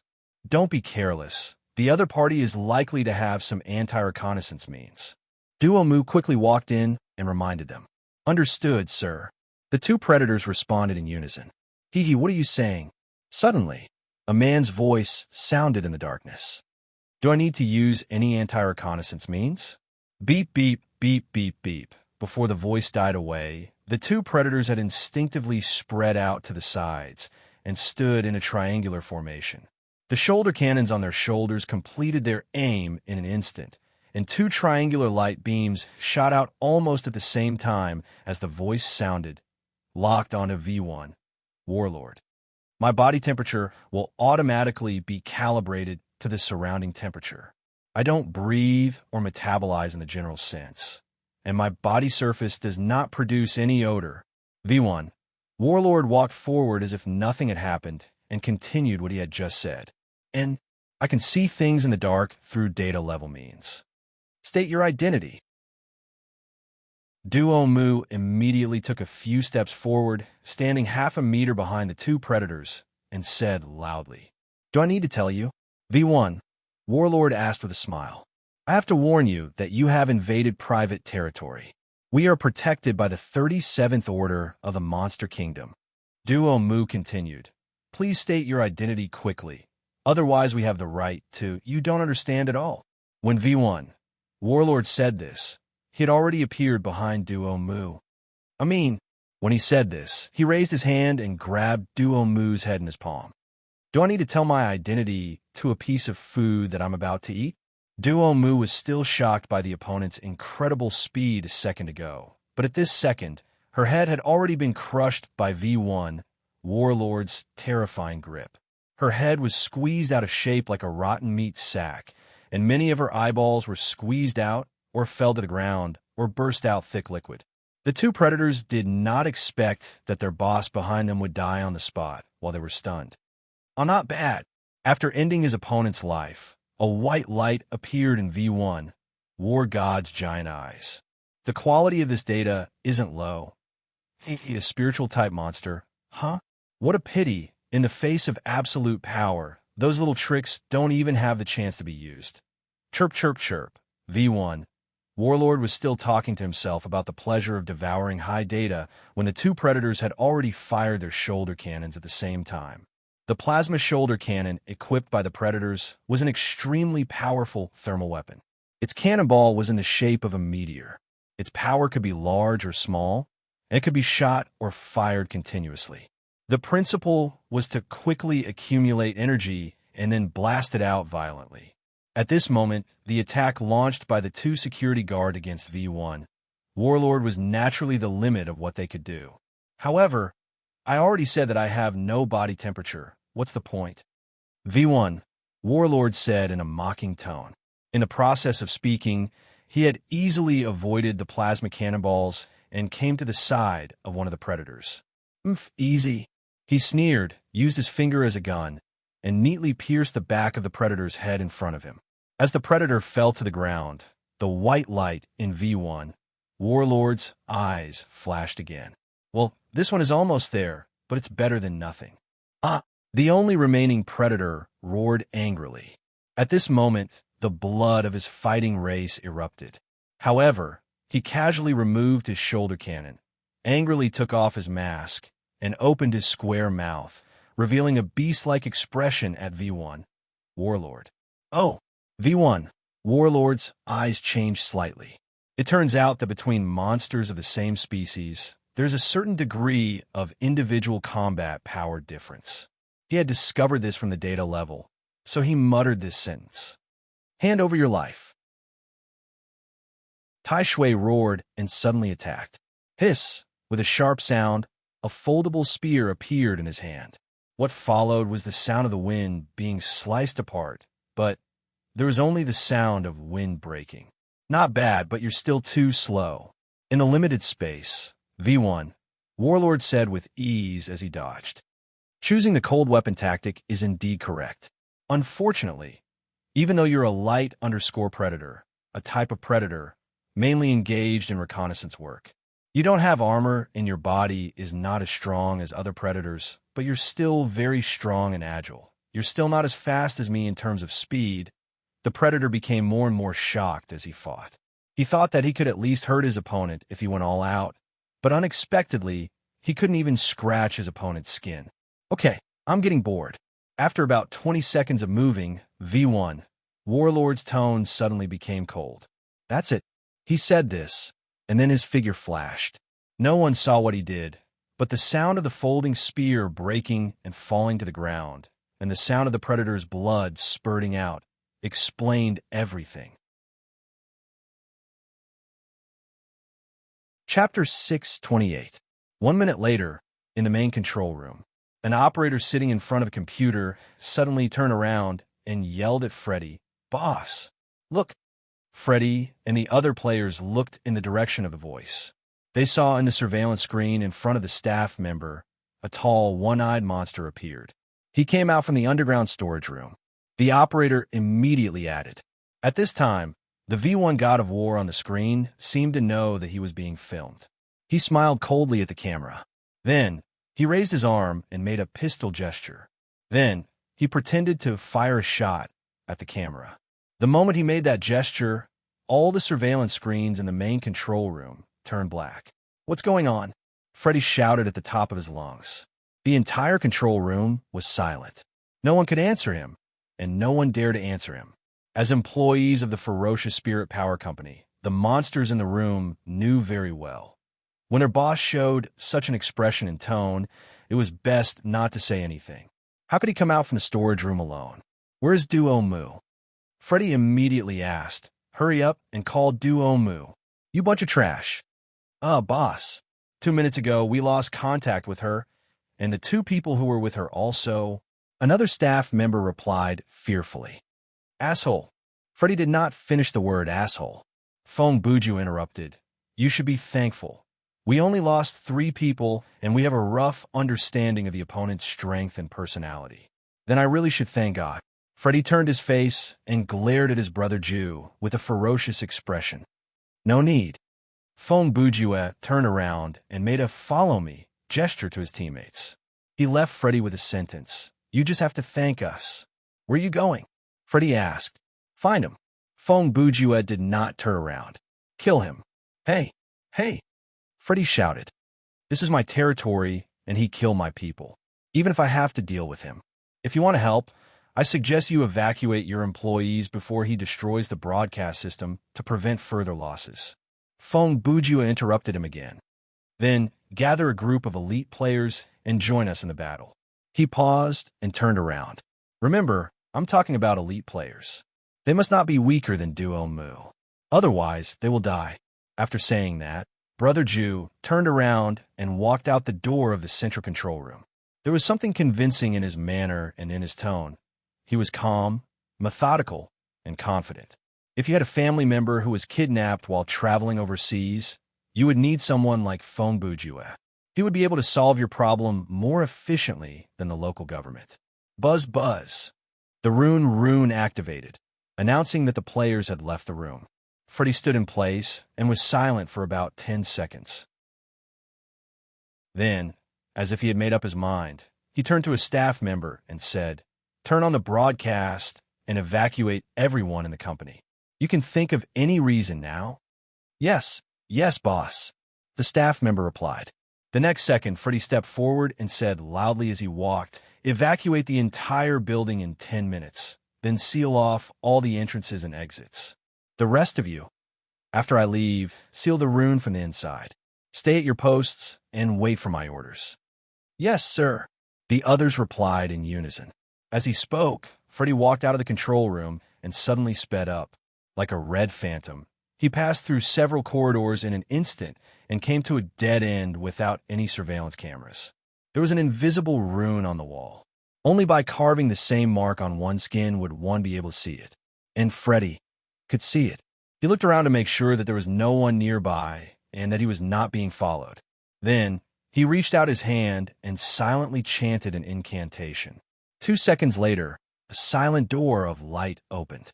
Freddy quickly went in and closed the door behind him. Humph! I didn't expect. Freddy entered an empty, narrow, and dark room and muttered to himself. Our Monster Kingdom's Monster 8 collection will one day reappear in the world of martial arts, as he spoke. He opened his arms and chanted an eerie incantation. As his voice became louder and louder, the entire room lit up. On the surrounding walls, 8 cartoon-style abstract markings gradually appeared. "I, Ultimate Nightmare, Freddy Krueger, hereby summon you. My allies, my companions, respond to my summons," Freddy said in a loud voice as if he was giving a speech. "Immortal Murderer, Jason, Progenitor of Fear, Michael Myers, Michael_Myers, Skin Devil, Thomas Hewitt, Black Roar, Mutant Alien, Aliens X, Mutant Type 3 Oddity, The _Thing, Universe Hunter, Elder Predator, Elder_Predator, King of Evil Spirits, Sadako."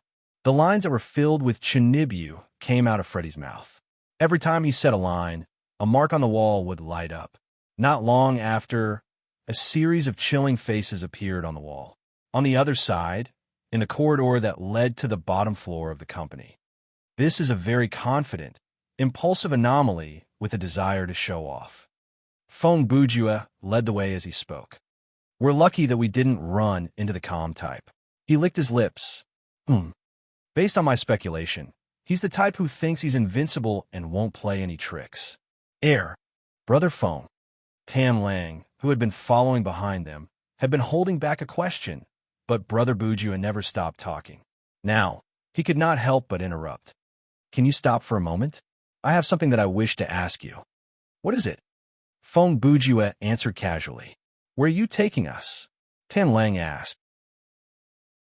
"The underground storage room," Fong Bujua replied. "That's where I find it strange," Tan Lang said. "What do you know the way?"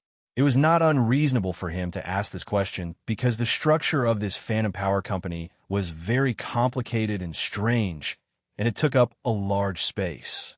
Earlier, when they were led by the security to the main control room, they had no idea what was going on with the route that they had taken along the way. But Fong Bujua before him was leading the way with ease and familiarity. I observed the various surveillance cameras in the central control room, and I have a rough idea of the structure of the whole building. Fong Bujua replied calmly. I also build a model in my mind. He paused. So, don't worry, I won't take the wrong path. Hey, is this guy serious? Tan Lang thought internally. No wonder you're on the priority list of 9 subjects. This is beyond the scope of a normal human being. At that moment, Xiao Tan, who was walking in the middle of the group, suddenly called out, "Wait a minute." Fong Bujua stopped immediately. He turned around to ask, "What?" With his tacit understanding with Xiao Tan, he could tell from his tone that the man was not joking. Therefore, everyone stopped and waited for Xiao Tan to speak. To their surprise, Wang Tongji's next sentence was, "My left hand hurts." Big brother. Tired Dream rolled his eyes. He stepped forward to pat Xiao Tan on his shoulder. You are one of the top 50 in the tournament for the best. It's one thing to squat in the corner of the thriller house. Now that your hand hurts, why are you so surprised? Screech.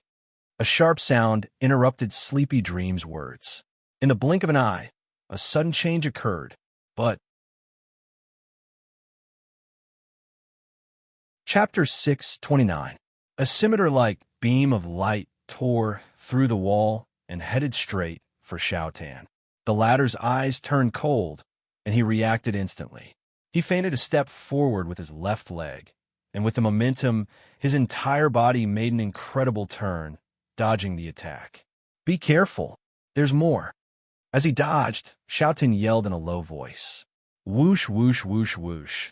As expected, before Xiao Tan's voice died away, endless flashes of light from swords flew out from the walls on both sides of the corridor. They intertwined into layers of a net of swords and closed in on the players. Oomph. Just in time. Feng Bujue snorted coldly, and his eyes were extremely calm as he said, "At times like this, I'll use that." As he spoke, the death poker appeared between his fingers. "Soul Chaser." With a soft shout, a rain of light appeared. Dozens of light cards burst out at the same time, accurately, quickly, and powerfully meeting the flashes of light. For a moment, the corridor was filled with explosions of light. The sharp light energy collided with each other and dissipated, producing a buzzing sound. 5 seconds later, the sound gradually stopped. In the messy corridor, the 6 players were unscathed, and only the dense light and shadow lingered in the air. "Wow, amazing!" Greedy Wolf's expression relaxed, and he could not help but praise. This was definitely not a compliment. He truly felt that Brother Jew was powerful. It should be said that he's very powerful. Tired Dream added. He broke out in a cold sweat.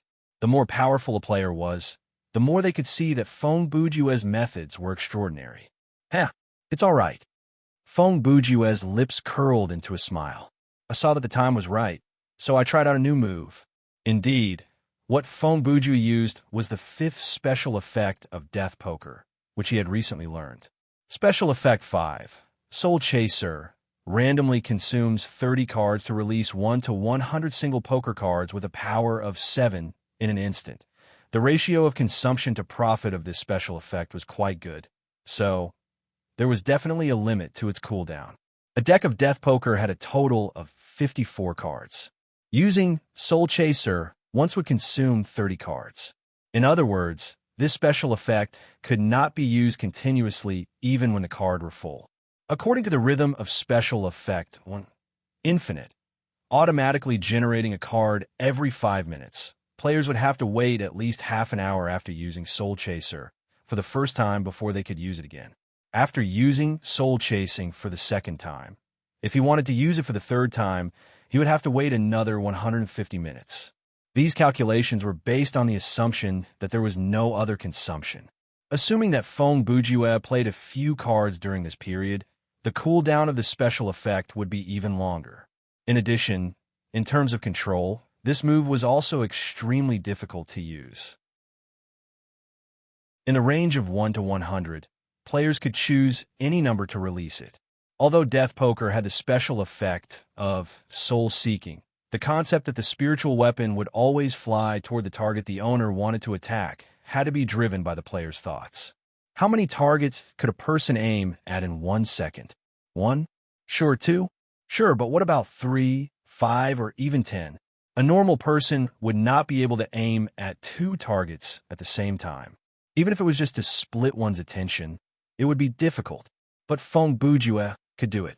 The current Brother Jew, in the world of Thriller Paradise, had a speed of observation and thinking that far exceeded a normal person's. As mentioned earlier, he could observe his surroundings in an extremely short amount of time and even categorize all the small objects in the environment. Furthermore, he had the heaven-defying ability of zero-time difference calculation to assist him. Even if there were 200 or 300 targets, Brother Jew could aim at them in 1 to 2 seconds, much less 100 targets. Of course, he did not have a physical weapon that could shoot at more than 100 targets in 1 second. Even if he did not have that many hands to control it. However, the special effect of Soul Chaser made that happen. This kind of special effect that used mental power to control the weapon turned Brother Jew into something like an AI. No, to be more precise, a monster that was scarier than an AI. As long as he was willing, He could raise his arms to attack 100 enemies at different locations, speeds, and types, and he could guarantee a 95% accuracy rate. No matter the damage, in the current thriller paradise, the only human who could do something like that was Feng Bujue. Just as everyone thought that the attack was over, Xiao Tan reminded them again, it's not over yet. From the beginning, his expression had not changed. He was in a state of high alert. Crack! Crack! Once Xiao Tan said that, several large claws reached out from the cracked walls on both sides of the corridor and started to tear at the walls that were about to crumble. This doesn't look like the anomaly, right? Tan Lang said darkly. It should be a monster that already exists in this scenario, Xiao Ling said. It has been taken over by the anomaly. That's strange. He doesn't look like the type who would control creatures to help him. Feng Bujue's eyes shifted. Could it be boom? Just as a bad thought crossed Brother Ju's mind, the ground behind him cracked open. In the blink of an eye, a robust figure suddenly emerged from the ground. V1 War God ambushed Feng Bujue from behind. With a bear hug, he grabbed Feng Bujue tightly. Then, just like that, with Brother Ju in his arms, he continued to climb up, broke through the ceiling, and left this floor, boom, boom, boom. Then from the hole that they had left came the sound of walls being broken. So, from the beginning, his target has been Bujue, Ruoyu mumbled as she rushed forward, preparing to give chase. But, squeak, with a shrill whistle, a strange giant shadow appeared. The next second, a large beast that looked like a dog poked its head out from the hole in the ceiling. Its body was completely black, and its mouth was like a bowl of blood. Large fangs poked out from the corner of its mouth and face, making its whole head look like a spiked hammer. It was incredibly scary. TSK. So that's how it is. Seeing this scene, Rainey also understood V1, Wargood's plan. Don't worry, Xiaotan said darkly. The anomaly wants to fight Brother Ju one-on-one. That might not be a bad thing for us. He paused and looked around. Let's deal with these before us first. Clang, clang, clang. At the same second, following the sound of metal crumbling, the walls on both sides were finally broken through.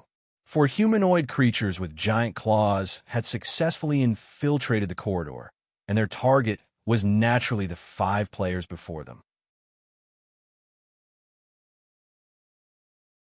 Chapter 630.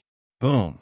The final sound of breaking through the wall announced that V1, War God, had successfully broken through the top floor of the building with Feng Bujue. At this moment, the two had arrived under a clear, starry sky. The air here was filled with a unique smell. It was a faint smell like shoe polish. For a fraction of a second, Feng Bujue suspected that the atmospheric environment here was different from Earth, which was why there was such a smell in the air. But he quickly dispelled this idea, because in that fraction of a second, he had already deduced the real reason. In fact, the reason was very simple. In the metropolis of a human world, we consume gasoline and emit car exhaust. In the metropolis of the Monster Kingdom, the monsters consume fear energy and emit another form of pollution. And the gas emitted by the latter was probably the smell of shoe polish after being in the air for about 2 seconds. Feng Bujue spoke first and leisurely said, So, are you going to let me go yourself, or see how far I can go? Ha! I'm leaning towards the latter. V1, War God sneered. Ha, all right then. Feng Bujue also responded with a sneer. The next second, killing intent rose and a cold light appeared. As Brother Ju sneered, a cold light suddenly appeared in his hand. In the blink of an eye, a sudden change occurred. The dot became a line, and the line became an arc. Feng Bujue held the blade must break defense in his hand, and with a very awkward gesture, he swept the blade toward V1, Wargood's abdomen. At this time, V1, War God, was still using the strength of his arms to clamp down on the opponent in front of him. He didn't expect Brother Ju to make such a slightly wretched response, because from the 2 lines just now, Feng Bujue seemed to be preparing to show off his skills and use force to break free from V1, Wargood's grasp. Who would have thought his first reaction would be to quietly draw his sword and use a method similar to a sneak attack? However, no one could deny that Feng Bujue's choice was the most unexpected and the most effective method. Chi, With a strange sound, V1, Warlord's abdomen ruptured. His sturdy and strong body seemed to have been slashed open. What the hell is this? V1, War God was surprisingly calm after being hit. He immediately let go of his opponent, retreated at high speed, and quickly began to repair himself. During this process, white light flashed at his eyes as he analyzed the data structure of Blade of Mandatory Defense Break. Sure enough, it has the ability to regenerate. Feng Bujue played with the handle of the kitchen knife and said, "Sigh, after all, it's only level 1, so troublesome." After this exchange of blows and a few words, the distance between the two of them was more than 10 meters. Both of them were floating in the air. Looks like you're more troublesome than I thought." When V1, Warlord said this, he had already finished analyzing the weapon in Brother Jew's hand. However, his gaze was still moving at high speed, trying to collect as much data as possible on the other equipment on Brother Jew. "Are you sure it's just troublesome?" Feng Bujue naturally noticed the man's action. After all, V1, Warlord only had one eye, and it was huge. He immediately used a weak tone to say, "Compared to intrusive scanning, your visual scanning can see so little. Being able to see something is better than nothing." V1, Warlord replied. He was happy to chat with Feng Bujue. During this period of time, he could use it to repair his body and to investigate the enemy situation. You have a point," Feng Bujue said. "If you really see my full power, I'm afraid you'll run away immediately." "Humph, you're as arrogant as the rumors say," Feng Bujue. V1, Warlord scoffed. "And you are as weak as I expected." V1, Feng Bujue said darkly. "Oh," V1, Warlord was startled. "I haven't even revealed my identity, and you already know my name. I know how to read the code myself," Feng Bujue interrupted. At that moment, the black light in his eyes flickered. It was quite scary. "Furthermore, when you try to use the long-distance scanning to investigate me, I've already seen through most of your data." He paused. "With regard to your current intention, I've basically figured it out." He sighed. "To fight me one-on-one, you purposely went to control a group of powerful NPCs. You want to use that to distract my teammates." "Huh," he laughed. "In many ways, you're asking for death." V1, Warlord laughed wickedly when he heard that. Then, he slowly opened his mouth to say, "Is that so?" When he said the first "that's so," his tone was normal, but the second "that's so" was a howl. Because, when he said the second word, V1, Warlord had already launched his attack. He did not use any close combat skills. Instead, he stretched his body and used his entire body to blast out a pillar of energy that was 2 meters in diameter. Whoosh! There was a roar, and light burst out. The energy wave was like a giant beast that was released from its cage. It rushed straight toward Brother Jew. At that moment, one of the special effects of Feng Bujue's Void Tread, which allowed him to stand stably in the air for a short period of time, had reached an awkward critical point. Through visual scanning, he learned about the special effects of the equipment on my feet.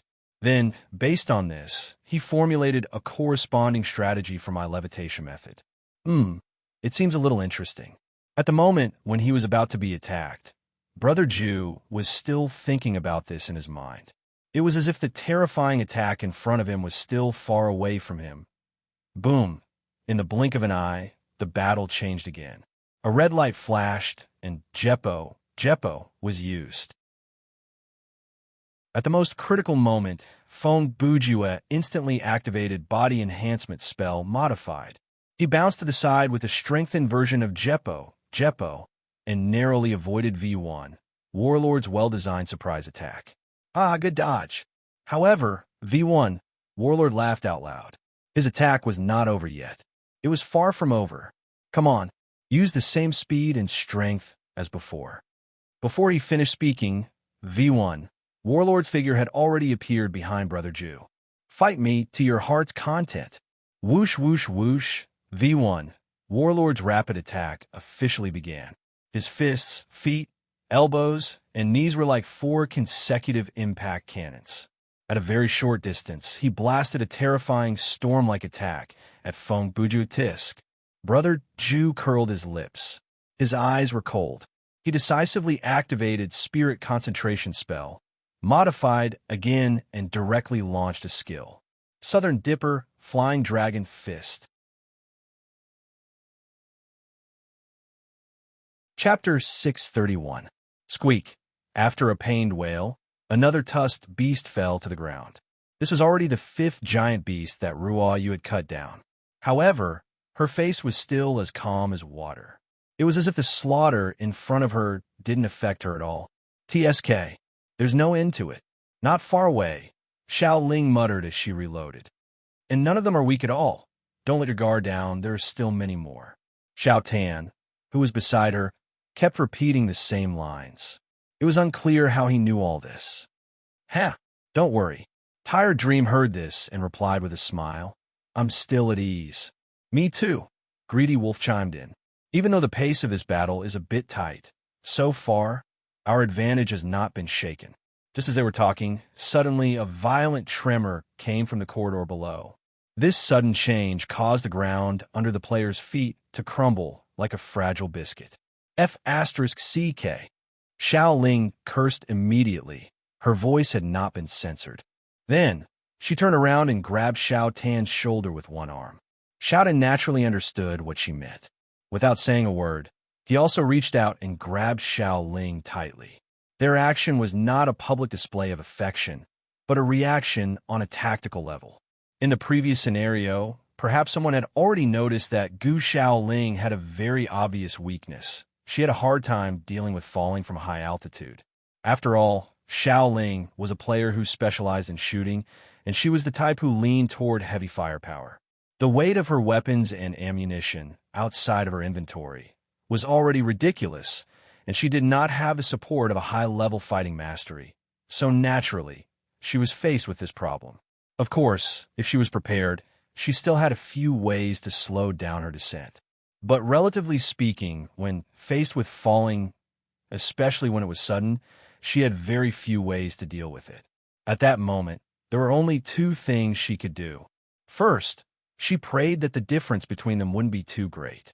Second, she hurriedly grabbed hold of Xiao Tan. You must be joking.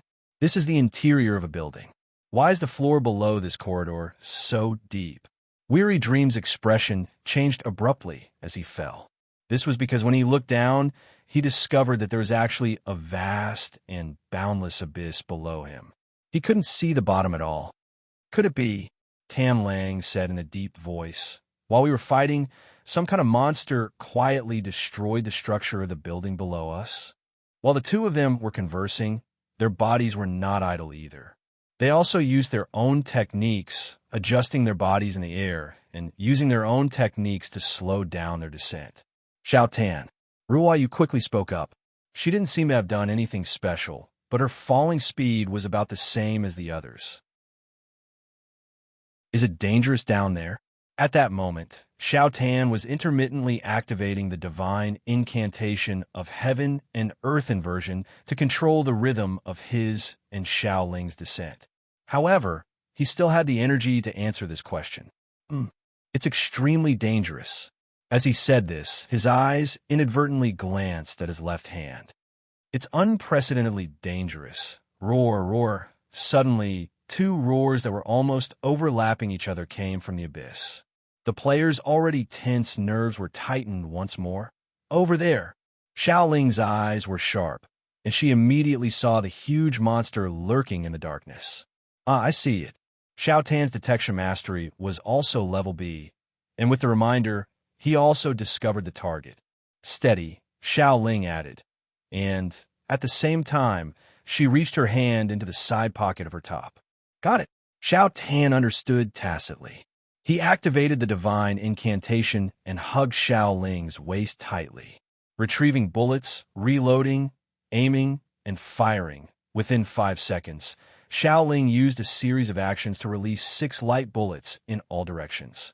Name: low-temperature constant light bullet type. Consumable quality: normal special effect.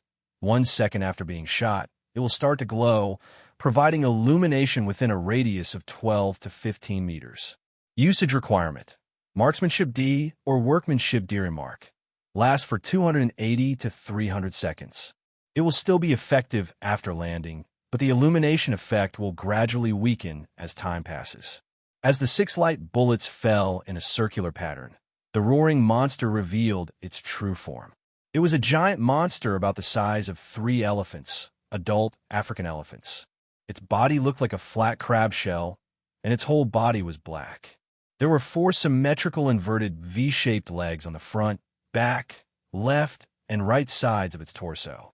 These legs did not have fingers or toes, and they looked more like hooves.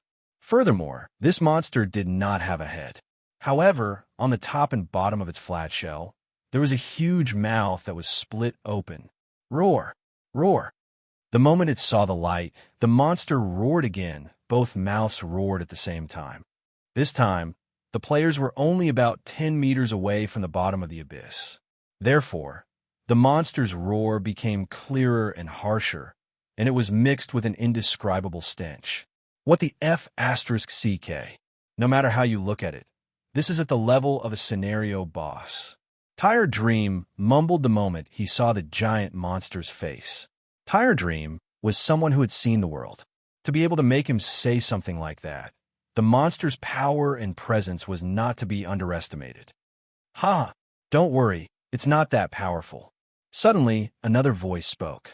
His tone was frivolous and sharp, and it sent chills down everyone's spine. At that moment, the 5 players landed one after another.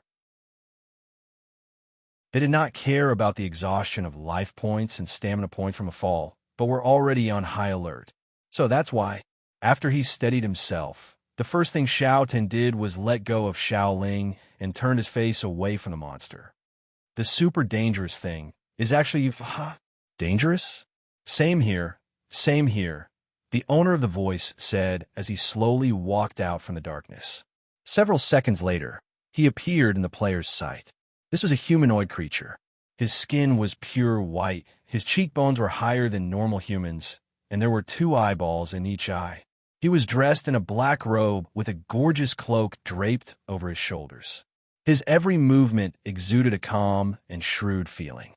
Let me introduce myself. After he came to the light, he smiled with his hands behind his back. I am the cursed priest under the command of the leader of the demons. Taliom. Roar. Roar. The giant monster in the distance did not care about their conversation. It was now a puppet of V1, god of war, and had to act according to a certain pattern. Therefore, when it realized that its targets had all landed, it roared again and raised its feet to crawl over. So noisy. Taliom's expression turned cold as he glanced at the giant monster. Low-level trash. Before he finished, he had already raised his hand and snapped his fingers. The next second, the giant monster let out a weak groan. Then, its limbs broke as if they had been dismembered. Its torso crashed to the ground, and its mouth was firmly shut, no longer making a sound. Motherf asterisk cur. Seeing this, Tired Dream cursed in his heart. I really shouldn't have queued for a nightmare difficulty team dungeon. What the hell is this? Any random guy that comes out can kill me. I don't think we've met before, have we? Xiao Tan did not turn back to look at the giant monster's condition. He kept staring at Taliom and walked toward him step by step. What do you mean by same here? Indeed, this is the first time we've met. Taliom smiled. But his 4 eyes moved to Xiao Tan's left hand. I felt your existence as early as when you enter the monster kingdom. What you felt? Xiao Tan said as he rolled up his left sleeve, revealing his entire left forearm. It's this power, right? At this moment, Ruo Yu, Xiao Ling, Tan Lang, and Tired Dream's expressions changed to varying degrees. They saw a scarlet line of blood on Wang Tanji's left hand. The line started from the palm of his left hand and extended in the direction of his pulse. When it reached his arm, it bloomed like a vine, forming a complex, tattoo-like pattern. At this moment, Xiao Tan's left forearm was covered with scarlet blood patterns, and those patterns were faintly emitting a red light. Chapter 632. On the other side, on the rooftop of Monster Power Company. Huh, I can't believe you managed to hold on for so long. V1 Wargood's laughter was filled with pride and ease. At that moment, he was floating in midair, and his whole body was glowing with energy. I don't think that's a big deal. Fong Bujue was forced to the edge of the rooftop.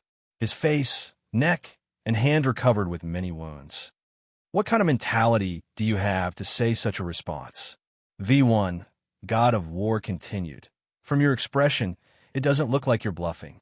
You're not the kind of person who can't even see the gap between you and your opponent. So, you're not fearless because you're ignorant. He snorted coldly. Oomph. Could it be that this is what you humans call a stubborn duck? Sigh. I just have a slight advantage in close combat. Fong Bujue glared at him and replied in a casual tone. And you think you're already winning? Is that not enough? V1, War God continued. Just now, you used a skill that continuously strengthens your physical skills and a combat skill that needs to be actively released. What he was referring to was naturally body enhancement spell, modified, and Southern Dipper Flying Dragon Fist, and the Jeppo that you learned from our 2, Sharp Wind. Only then were you able to barely withstand my attacks. He spread out his hands and shook his head. As for me, I was just fighting normally. I know that. Fong Bujue replied with a matter-of-fact expression. Didn't I tell you earlier?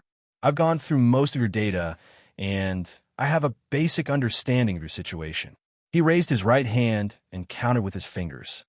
You're the strongest source, and your code is written to adapt to combat. Even though your power is limited in this scenario, your physical function is still far above mine. Physical function is just a general term, V1 War God interrupted. That includes strength, speed, adaptability, self-healing ability, and the most basic and most important body density and strength. As he spoke, he clenched his fist and swung it in the air. There was a gust of wind from his fist. It was as if it was crushing dry weeds and smashing rotten wood, as if it was lightning. A gust of wind brushed past Brother Bujue's left shoulder, and it shook him slightly. Do you see that? I can do what you can only do with your skill. V1 War God continued. V1 War God continued. My current body density is about 10 times that of yours. Do you know what that means? It's like the difference between wood and steel.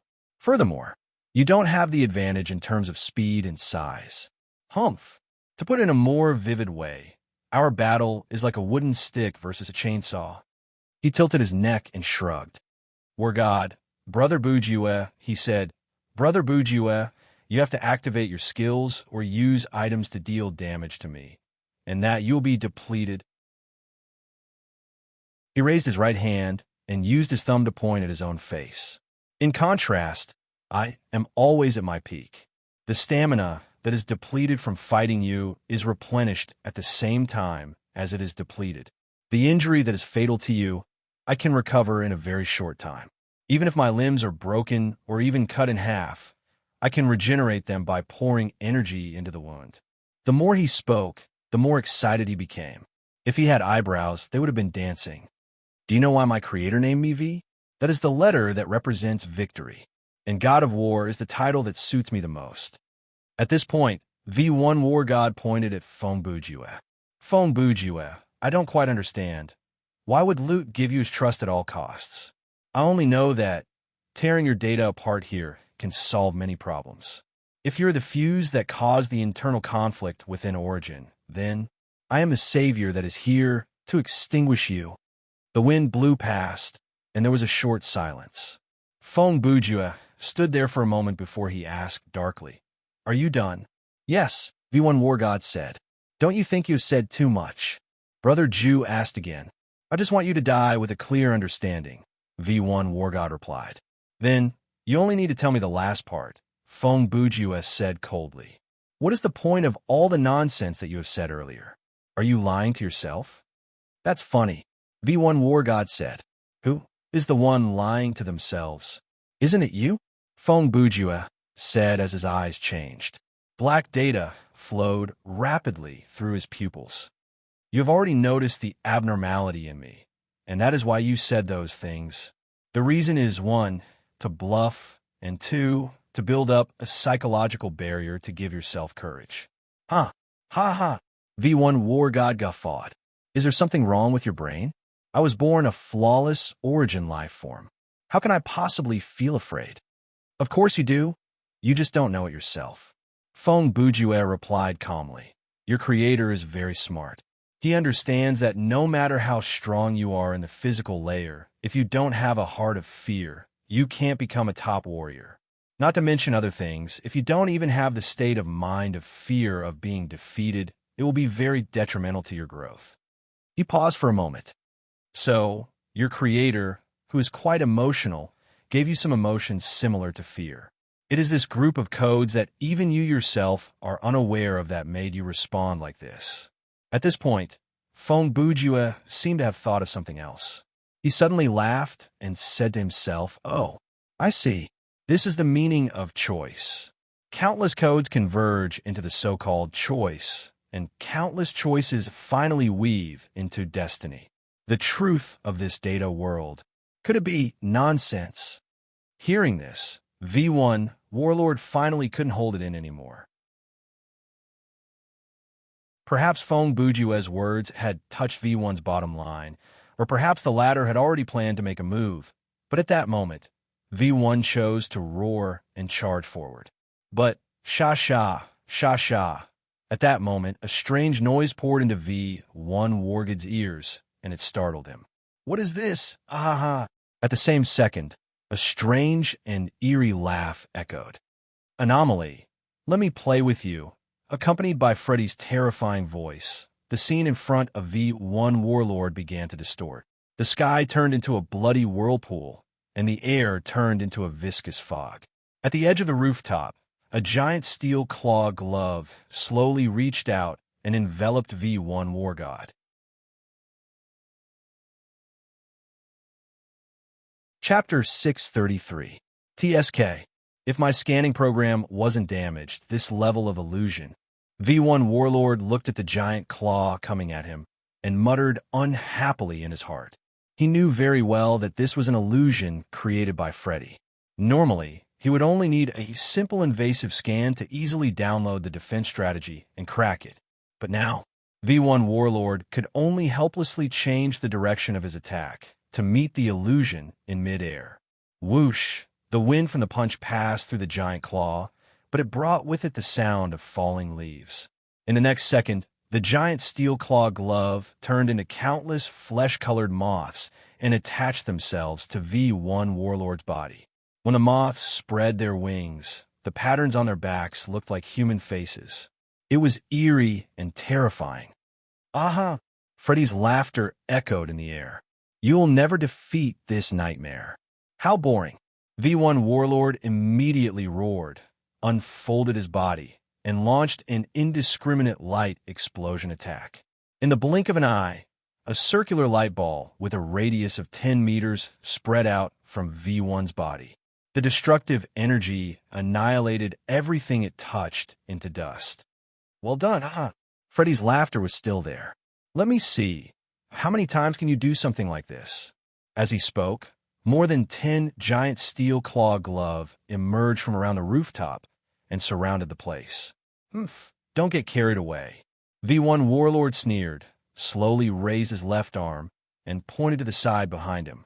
Your company's energy storage furnace is in that direction, right you? Freddy panicked in an instant. It's a piece of cake for him to investigate this kind of thing.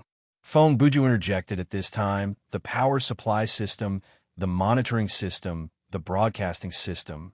He just needs to hack into any one of them, and he can deduce the structure of the entire building through the direction of the circuit. In addition, he can also do this by simply performing progressive visual observation at the data level. It's just a matter of time. Freddy did not understand Brother Jew's explanation, but he was impressed. He didn't have time to think about it, because he had to stop V1 Warlord before he made a move. Whoosh, whoosh, whoosh. The steel claws suspended in the air pressed down at the same time, as if there were a dozen long-necked beasts vying for food. However, V1 Wargod's face was full of disdain. He ignored the attack coming from above and directly used his raised left hand to launch an energy attack in the direction he pointed. Half a second later, A spear-like beam of light shot out from his fingertips. There were many small, spring-like halos wrapped around the beam of light. The momentum of this move did not seem as exaggerated as the previous energy waves of V1, War God, but Feng Bujue could see the horror of this attack. Boom, boom, boom, boom. Just at this time, the steel claws all fell and all of them hit. V1 Wargod's body was torn into several pieces and covered by a cloud of smoke and dust. As for the energy impact, it successfully penetrated everything that was blocking its path and successfully hit the fear energy storage furnace that was located extremely far away. Did you use the skill you learned from the NPC?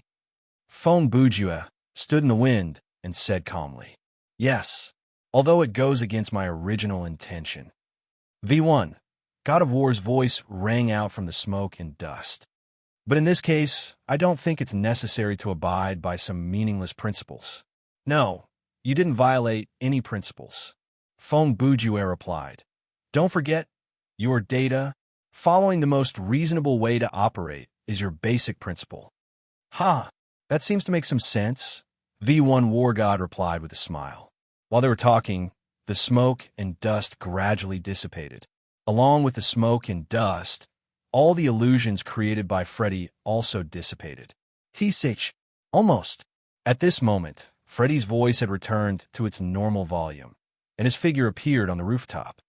"Your ability is indeed very troublesome, Freddy." V1 War God turned around and looked at him. "Unfortunately, its weakness is also very obvious, and that is, it requires fear energy to activate." As he spoke, he moved his neck twice so that his body could fit better. V1's repair of his body was still in progress. When dealing with ordinary humans, you would take advantage of the other party's sleeping or distracted state to sneak into their deep consciousness and use their own fear to complete the massacre. He paused. "But when facing an enemy like me, you can only rely on external energy." "Ha! Therefore, destroying your energy supply is the same as destroying your ability." "Don't be so smug." Freddy looked at V1 War God with a ferocious gaze. "The show has only just begun." Before he finished, another 7 strange figures leaped or directly appeared on the rooftop from all directions and surrounded the arrogant anomaly. On the other hand, at the underground of the power company, Aya, Talion looked at the light pattern on Xiao Tan's arm and was surprised. "No wonder I could feel your presence from so far away. This is incredible. There was a wound here that was infiltrated by time dust." Xiao Tan raised his left hand and used his middle finger to indicate the blood line on his palm. "I don't know what happened after that." "Oh." Talion's expression changed slightly, and his 4 eyeballs rotated strangely twice. Hee. "Interesting. You seem to know something," Xiao Tan said. "Can you explain it to me?" I can." Talion took a few leisurely steps. "But what benefit can I get by doing that?" "I'll spare your life." A cold voice answered Talion's question. "Ha ha ha." Talion looked in the direction of the voice. "Based on..." At this point, he stopped abruptly. At this moment, Talion's gaze met Ruo Yu's eyes. The two of them looked at each other for only 2 seconds, and these 2 seconds were enough. Haha. Talion quickly shifted his gaze away. Cold sweat appeared on his forehead, and he stuttered, I understand." At this moment, among the 5 people present, Tan Lang and Tire Dream were still confused by the scene before them. The other 3 seemed to be very calm. Talion quickly cleared his throat to get rid of some of the awkwardness. Then, he recovered his usual tone and said to Xiao Tan that, according to common sense, after time dust seeps into the blood, it will quickly take away the time of the tissues near the wound, causing irreversible necrosis. And this isn't the end. If you don't cut off the infected part as soon as possible and let it develop naturally, then it won't be long before the dust reaches your heart through your blood vessels and then flows throughout your body.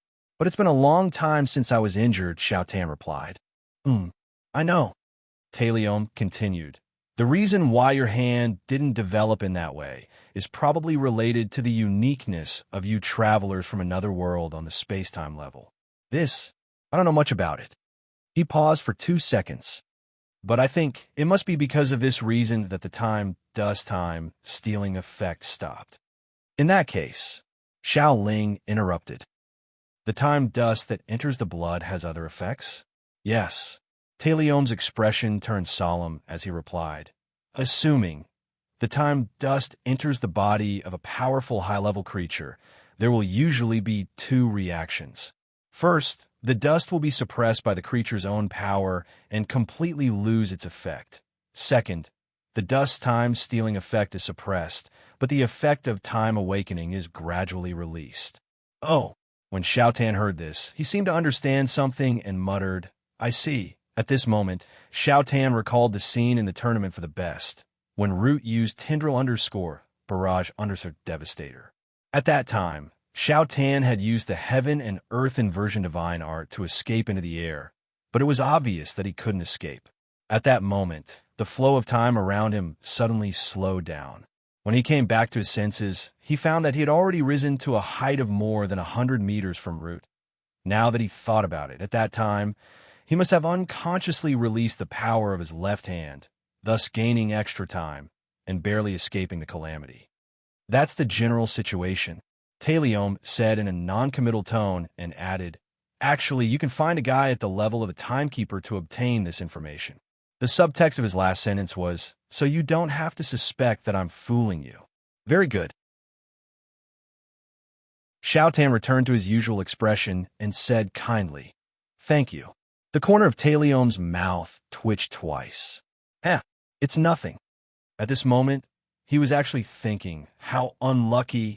If I had known, I wouldn't have come over and let you guys play with that trash. Why would I meddle in other people's business? You're welcome. It's only right to thank you. You even helped us kill that monster, Tired Dream said. Oh, that. Taliom replied weakly. That's just a salted fish.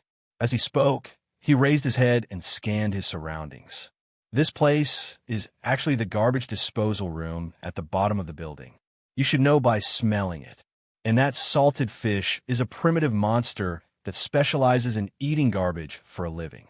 It can be seen everywhere in the Monster Kingdom.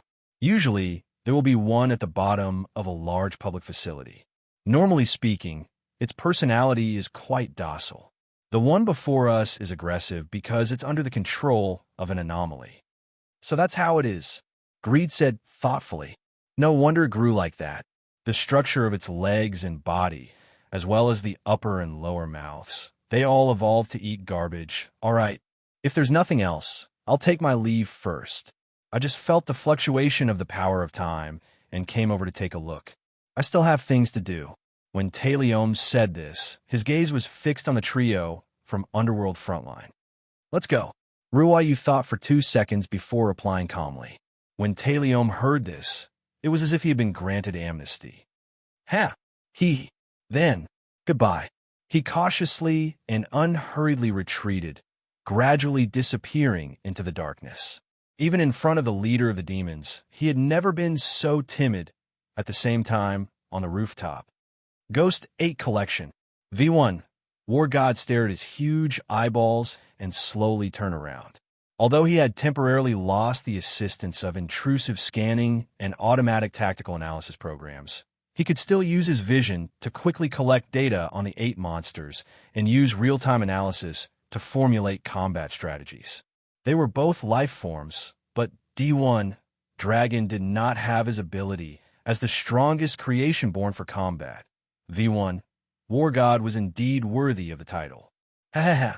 Freddy raised his hand and used his steel claws to lift his hat. He looked at V1 and laughed. My old friends and I haven't been together for many years. Today, we'll show you what real fear and despair are. Don't be too careless, disfigured face. Before V1 could reply, Feng Bujue turned around and spoke to Freddy first. Based on the current situation, the outcome is hard to predict. The black light in his eyes flashed rapidly. I estimate your chance of winning is about 48%. Chapter 634. V1 Warlord sneered. 48%? Don't joke around with just these 8. Screech. When the shadow of the sword arrived, the blade moved. A cold light flashed. A head fell. Just as V1 Warlord spoke, Jason's signature hockey mask appeared behind him. The immortal killer used his machete to stop V1's arrogant remarks. Then Freddy shouted, "Tear him to pieces."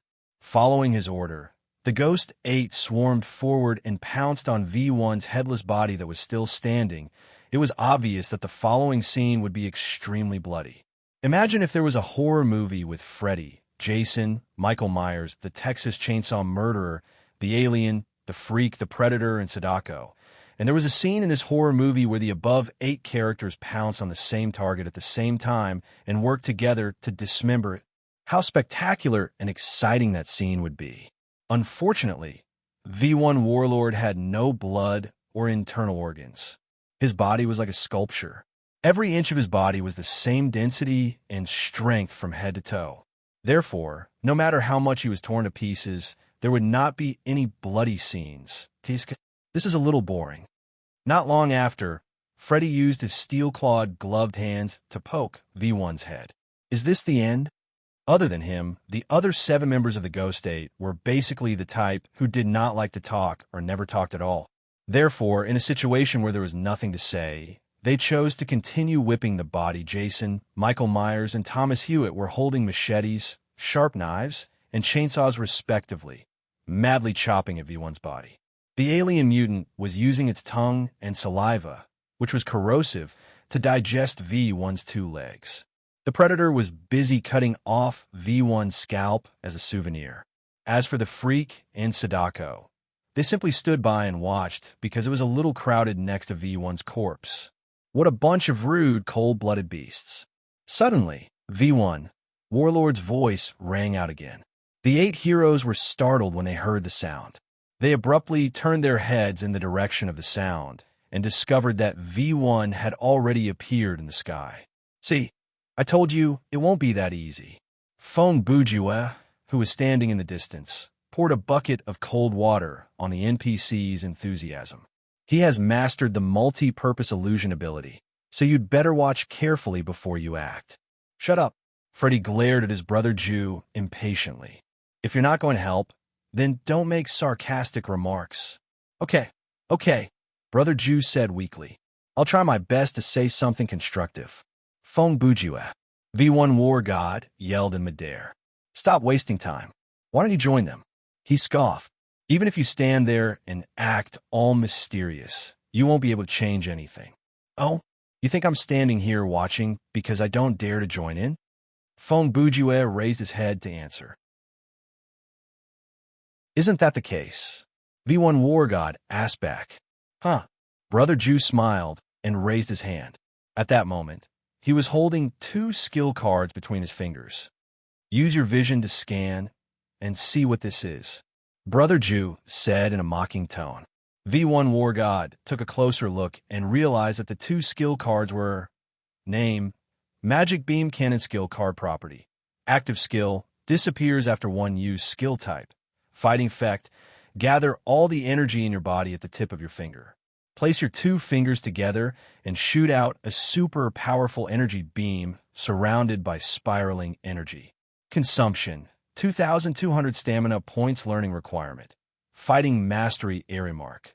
One of the strongest fighting skills, created by a genius warrior from planet Namek. It is so powerful that it can pierce through everything. And Name, Phantom 7 Zhang, Skill Card Property.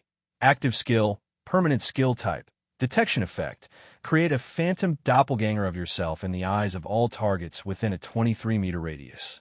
The doppelganger cannot attack or move, but can take damage equal to 30% of the original body's current HP. Cooldown, 30 minutes. Consumption, 100 stamina points per second learning requirement. Detection Mastery Beery Mark. This is a special skill of the multi-eyed race. Anyone with an intermediate illusion ability can use it. What did you do? V1 War God was shocked after completing the scan.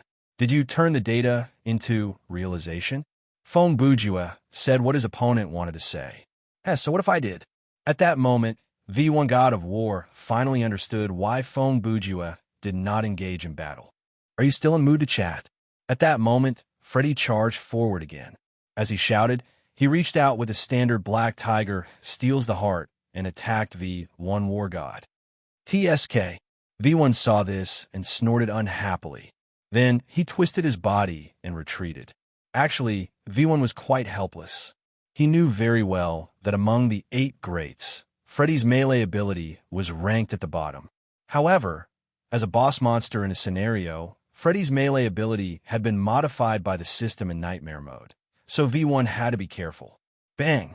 Before the V1's previous action was completed, another muffled sound of a live weapon being ejected came from below. That was no doubt the sound of the Predator Elder releasing the hunting net. These bastards. V1 gritted his teeth in hatred.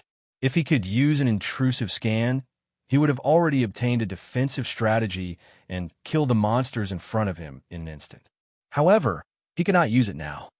Who? As the saying goes, when it rains, it pours. Accompanied by a low cry, Sadako's ghost shadow suddenly teleported in front of V1. She immediately launched her telekinesis, fixing V1, Warlord's figure in the air. You look quite busy. In that case, I won't wait for your reply. I'll continue. Listen, Fong Bujue, who had been watching from the sidelines, put on a gloating expression and continued the conversation that had been interrupted. Actually, when I saw your data earlier, I already knew that you have mastered quite a number of skills from scenario creatures. Therefore, I have the intention to learn as many skills as I can from you. Brother Ju shrugged. But to materialize this data into a skill card, I have to observe the whole release process, so he shrugged. That's why I'm wasting my time with you. V1 War God screamed in anger, but his body refused to listen to him, and the Predator Elder's hunting net hit him at that moment. Whoosh bang! Just as the hunting net wrapped around V1's body, Sadako used her psychic power to fling him to the ground, creating a large crack on the rooftop. The next second, zing, zing, zing, zing, zing, zing, zing, zing, V1 War God, who was lying on his back and unable to move, heard the screeching of knives and chainsaws. A man wearing a one-piece mechanic's uniform and a white rubber mask, and a brawny man with a human skin hood wrapped around his face quickly entered V1's line of sight.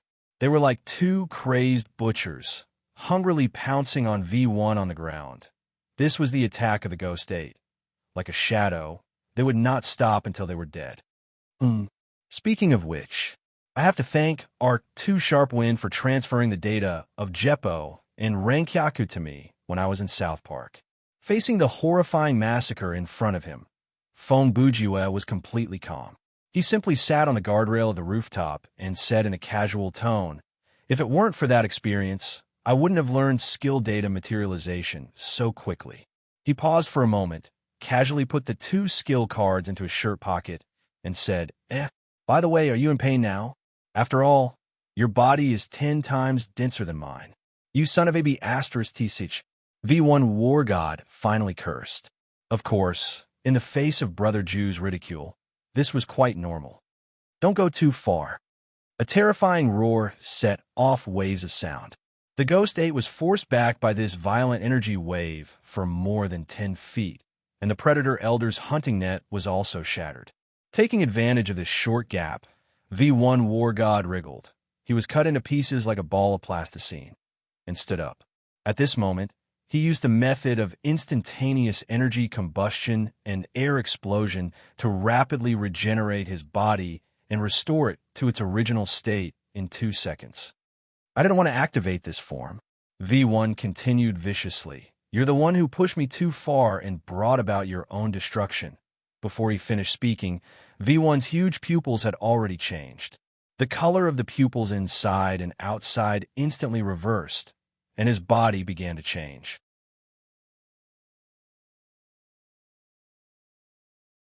Chapter 635. The moment V1 began to change, Fong Bujue's expression changed. At this moment, the black stream of data in Brother Ju's eyes rushed up like a reverse waterfall. Zero-time difference calculations and extraordinary computing ability allowed him to foresee something terrifying 2 seconds. That was the time Fong Bujue took to make up his mind. 2 seconds later, he roared, "Everyone, get out of the way!" Before he finished shouting, Brother Ju had already activated Body Enhancement Spell, Modified. At the same time, he used the Jeppo and pushed himself forward. He was like a cannonball that was unstoppable. The air was torn apart, and the sound barrier was also broken. The Ghost 8 in front of him were already deterred by V1's energy and couldn't get close. Now that Brother Ju roared, they stopped in place. Fong Bujue took advantage of the situation and rushed forward. He picked up the blade must break defense again, held it in front of him, and pointed the blade directly at V1's forehead. However, V1, War God, was unmoved. "It's too late." V1 stood up and stood upright. The tiger stripes on his body disappeared in an instant, and his whole body turned into a bright platinum color. "My transformation is over. Stop talking nonsense." Fong Bujue had his own way of doing things as well. He arrived at the right moment, and the cleaver slid smoothly into V1's brain. The blade must break defense. His heaven-defying special effect played a miraculous role here. No matter how strong V1 Wargod's body was, it was futile in front of this knife. To make an analogy, as long as it was a target that could trigger this knife's special effect, the feeling of cutting it was basically the same as cutting soap. With a little force, it went in. But yes, struggle. V1's head was cracked, but he still looked lively. He quickly raised his arm and grabbed Fong Bujue's right wrist that was holding the knife. He grinned and said, "Let me enjoy more of the fun of fighting." Fong Bujue didn't comment on this. He just resolutely raised his left hand, clenched his fist, and hammered the back of the kitchen knife. After the blade was pressed down, it almost cut through the entire head of V1, Warlord. Fong Bujue's right hand, which was holding the saber, was also broken and twisted into an extremely terrifying shape. "Oomph, I won't let go." V1's mouth was cracked, but he could still speak through his throat. "So you better think it through. My body can regenerate, but once your right hand is broken..." Puff, puff, puff. Brother Ju did not say a word. He continued to exert force with his left hand and knocked the back of the saber 3 more times. There was no hesitation in his eyes. He did not even show any reaction to the pain, as if the right hand was not his. "Very good. You really aren't a normal person." At this point, V1's entire head had been sliced open, and the blade had already begun to slice his neck, so his voice had moved to his chest. "This is the only way to make him worth taking down." Before he could finish his sentence, a scene that caused everyone to despair appeared. Although the blade must break was stuck in V1's throat in a vertical state, his head that was split open closed again like separated clay. "You tried your best, human." V1 War God smiled proudly. Then he raised his other arm and threw a punch at the side of Brother Ju's face. Clang! In the next second, a golden barrier suddenly appeared and blocked the path of his fist. "Oomph. A trapped beast fight." V1 saw that his attack was blocked by this shield. He immediately gathered his strength and tried to end his opponent with one blow. "Good." For some reason, at this moment, Fong Bujue actually said this word. Everyone, monsters, present didn't understand why, including V1, Warlord. But V1 felt a faint sense of uneasiness. No, not uneasiness, but fear. He couldn't explain it, nor could he understand it. But he was afraid because his logic program couldn't calculate what the man in front of him would do. Whoosh, the wind blew, announcing that V1's fist missed. Fong Bujue didn't make any exaggerated response. He just tilted his neck back and dodged the blow.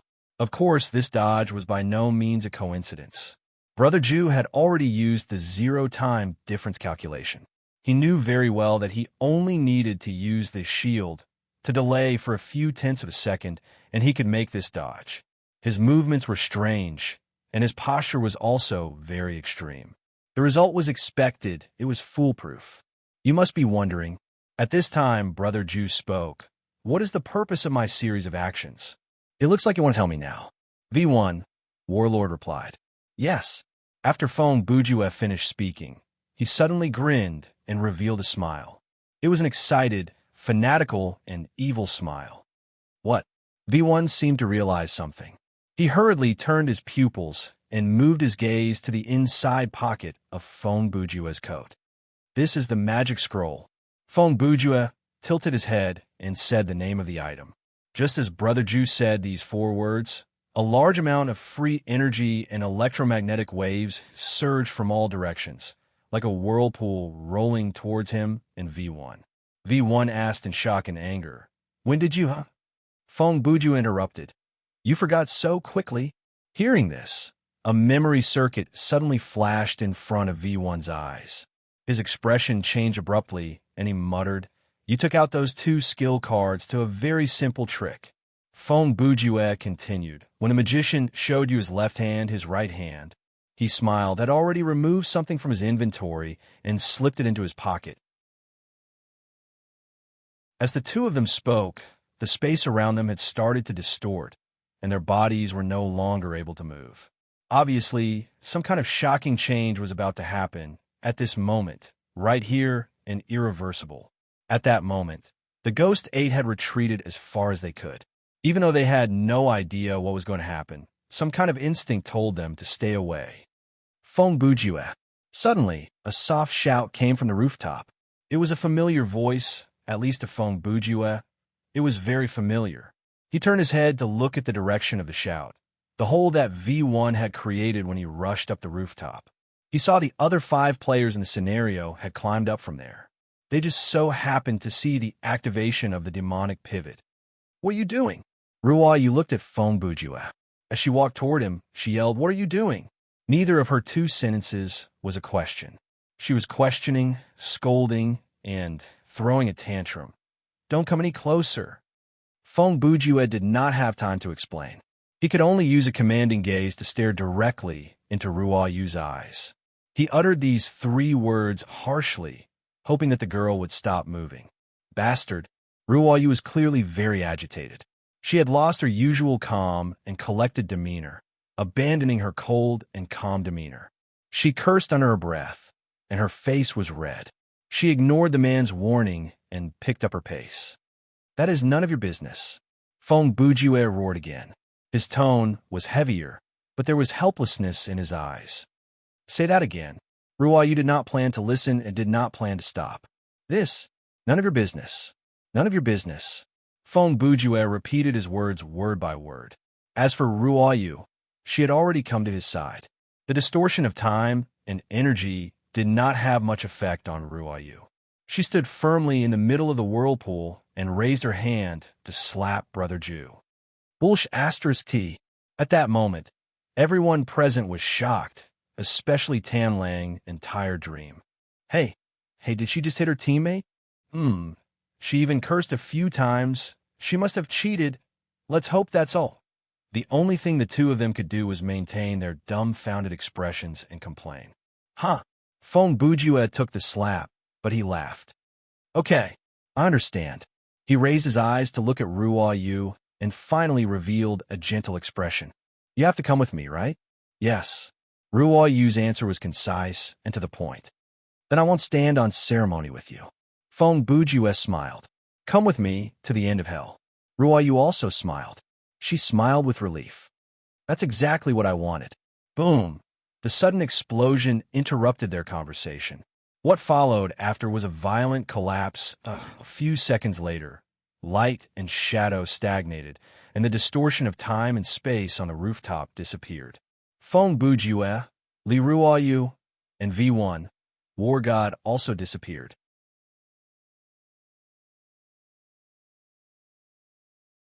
Chapter 636. Welcome to the Inner World.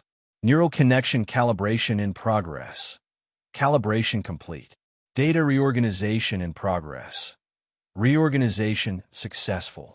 Error correction in progress. Correction rate reached 100%. Game menu creation in progress. Creation complete. The Inner World character module is ready. The system limit has been adjusted to 30%. Good luck. A series of system prompts appeared in Fong Bujue's consciousness. The moment his hearing recovered, He heard his own breathing that had not yet calmed down. As soon as his sense of touch was restored, he felt the touch of a breeze on his cheeks. As soon as his sense of smell was restored, he smelled a faint metallic scent. As soon as his sense of taste was restored, he tasted the sweet taste of blood in his mouth. As soon as his vision was restored, he found that the bright light was stimulating his eyelids. So, he opened his eyes abruptly. At this moment, the transmission and combination of the data fragments had been completed. Feng Bujue's 5 senses were restored one by one. A brand new world appeared in front of his eyes. This was a blue-gray world. Everything he could see was made of metal. Whether it was visual or data observation, it was impossible to determine the actual size of this space. For example, the grayish blue in the distance, was it a wall or the ground? It was impossible to tell. The sky above his head was blue. There were no clouds, sun, moon, or stars. The sky itself was emitting a moderate amount of light. In the sky, there were a few strands of red data streams that were as wide as a palm and shaped like ribbons. It looked like a sunset or a cloud. Its length could not be estimated. Both ends extended into the sky. It looked like a kind of incorporeal substance. When observed from different angles, its shape would change due to the refraction of light. Is this the inner world? Ruo Yu's voice suddenly rang out and into Brother Ju's ears. Feng Bujue turned his head and saw that she was standing not far from him. She seemed to have just regained her senses. "Ah, yes," he responded and asked, "Are you okay?" "I'm fine." Ruo Yu's expression and tone returned to normal.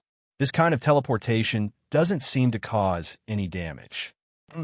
That's good," Feng Bujue said as he opened the game menu. In the next second, a brand new interface appeared in his consciousness, no longer in front of his eyes. Although this was the first time he had opened this interface, the system did not explain the details of this new menu in detail. It looked like they were prepared to let the players figure out themselves. The entire status bar has disappeared, Feng Bujue muttered as soon as he saw the new menu. "Is this really okay?" "It's nothing serious," Ruo Yu replied. "Feel it." She paused for a few seconds before continuing. "Here, our perception of our injuries and physical fitness has become more detailed. It's basically close to reality." "Understood." Feng Bujue nodded. "How much life points, stamina points, and sorcery points we have left, we need to rely on our own body to judge. The same goes for those abnormal statuses," Ruo Yu added. Feng Bujue sighed. "In other words, there are fewer restrictions and fewer support functions." Even Brother Ju had to admit that some things could only be appreciated after they were lost. For example, the 100% system limit of the surface world. Even though the players were tightly controlled and restricted, the corresponding support program helped them immensely. At least the players could see how much life points, stamina points, and sorcery points they had left. When they were afflicted with abnormal statuses, they could see the type of status immediately. But now, basically, it was just like the song, "Follow Your Heart." When you wanted to use a skill, it was best to think carefully and feel how much stamina points, sorcery points you had left. Otherwise, there was a high chance of overdraft, and that would lead to serious consequences. Speaking of which, where did the anomaly go? Several seconds later, Ruo Yu was reminded of V1 War God who was transported together with them. So she asked. The nature of his data is very different from ours. So the coordinates he arrived at after being transported will be very different from ours. Feng Bujue explained. For example, we are 2 files that are similar in size, have the same initials, and are of the same type. V1 War God is a file that is completely different from ours. When these 3 files are dragged into the folder called Inner World, the Photon computer will automatically mix the 3 files with the original files in the folder, and this involves the problem of sequencing. He shrugged. This is a natural law of the binary world. With V1 War God's power, he can't go against this arrangement, so, at this point, he used his index finger to make a flyaway gesture. Okay, Ruo Yu did not fully understand what her brother Ju was talking about, but of course she did not care about the details. "Now, can you tell me, what are you doing?" Where should I start?" Feng Bujue turned his body slightly and lowered his head. His finger moved from his forehead to the bridge of his nose. Let's start from the tournament for the best, the part where I met Zero. A few minutes later, on the other side of the inner world, accompanied by an explosive sound, a muscular figure emitting a platinum-colored light crashed to the ground. TSK, you're just trying to be clever. V1, War God muttered gloomily as soon as he landed. Due to the exhaustion, he did not hesitate to transform back into his normal form. Phew, so be it. After his limit was removed, V1 let out a long sigh. Normally, he did not need to breathe. If he breathed, it was either to adapt to the new environment or to adjust the density of his body. Now that I've returned to the inner world, all the injuries and limitations will no longer exist. With that in mind, he restarted the self-inspection system. White data streams quickly filled his giant eyes. Internal data identification, simulating the last normal scan, simulating security detection, officially initiating scan, scan complete, unknown malfunction cleared, virus isolated, warning unable to create antivirus program against the invading virus, activating permanent quarantine policy and adding it to the highest level of danger, checking middle firewall status, checking external firewall status, firewall repair rate reached 100%, stopping emergency quarantine program. All systems have returned to normal. This is so humiliating. After V1 War God completed the self-inspection, his mood did not improve. If anything, the anger in his heart was pulled out again. I was forced into such a sorry state by a mere player. He raised his head and roared. Then he gritted his teeth and said, Feng Bujue, I will kill you with my own hands. At the same time, Feng Bujue, who was N kilometers away, finally finished telling Ruoyu about his relationship with the anomaly. Then achoo, he sneezed. Do you dare to turn your face away when you sneeze? Ruoyu said as she used her hand to wipe her face. You're not mad at me? Feng Bujue laughed. Earlier, I slapped you, so we're even now, Ruoyu said. Huh, you can do that? Feng Bujue replied. If I had known, I would have leaned closer to spit in your mouth. Brother Ju said that out of habit, he did not expect Tui. Ruoyu would spit on his face without warning. Coincidentally, the spit flew right into Brother Ju's mouth. Feng Bujue swallowed the spit. 2 seconds later, he screamed, Hey, what the hell are you doing? I thought about it carefully. You deserve that slap, Ruoyu replied calmly. So, I had to spit on your face to call it even. Then why didn't you spit on my face? Feng Bujue roared with his eyes bulging. I'm sorry, but I've never spat like that before. I don't know how to control it, Ruoyu said lightly. I'll be more careful next time. Feng Bujue's lips twitched, and he shouted at the top of his lungs. Then, thank you so much. Boom, boom. While Brother Ju was complaining, 2 loud noises came from afar. The two immediately turned to look at the source of the sound. But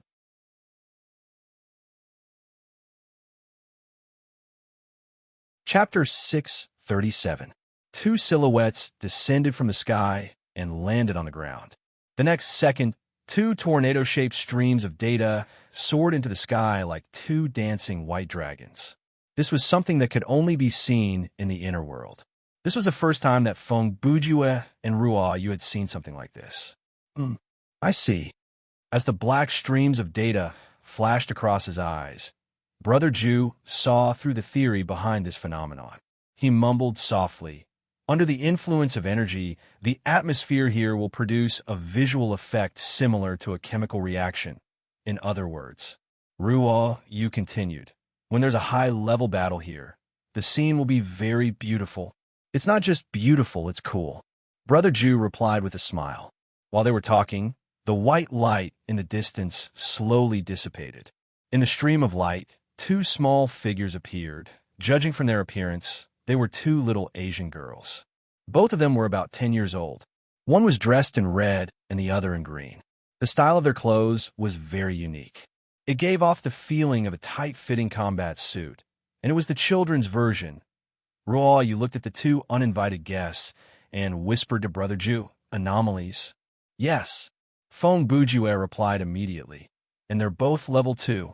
Brother Ju studied the two from the data level and saw two bright balls of light. Do we need to be on guard? Ruoyu asked again. Of course, Feng Bujue replied. Always. Before he finished, the two anomalies had already moved. With a stomp of their feet, they started to fly across the ground toward Brother Ju and Ruoyu. He attacked without saying a word. Brother Ju saw this and thought to himself, then there's nothing we can do. Ruoyu's face was dark. As she spoke, she gripped the holy bestowal in her hand. The two of them were calm and cautious. They were prepared to deal with a sudden attack.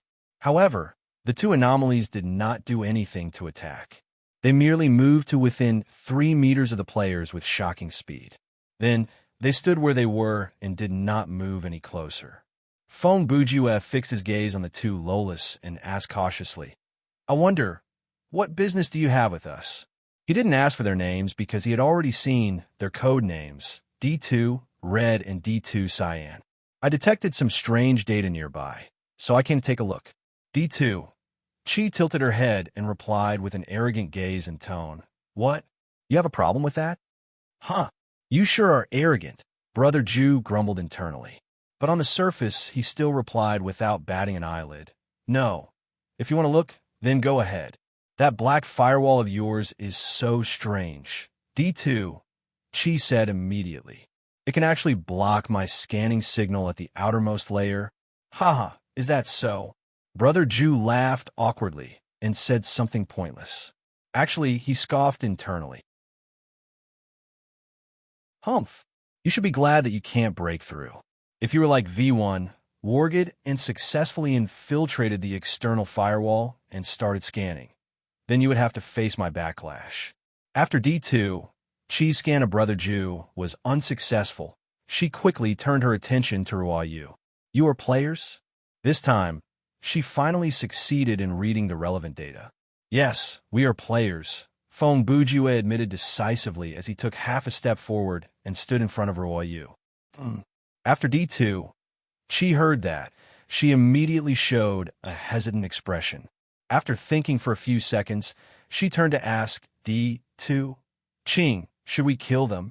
You decide. D2, Qing answered in a nonchalant tone. Then, D2, Chi used her right index finger to lightly dig in her lower lip. She blinked her large, watery eyes, appearing to be in deep thought. Hey, Feng Bujue interrupted. Don't you have a stance? What is with this feeling of disregard for human life based on your emotions? Huh? D2. Chi raised her head to glare at him. When you meet the anomalies in the scenario, you can choose to help or kill us based on your emotions. Then, when we meet the players in the inner world, why can't we decide to kill them based on our emotions? At that moment, Brother Ju was stumped by the question. Ruoyu instantly looked at D2, Chi, with an encouraging gaze and said, You have a point there. He is speechless. Hey, what is with that gloating attitude of yours? Feng Bujue turned back to shout.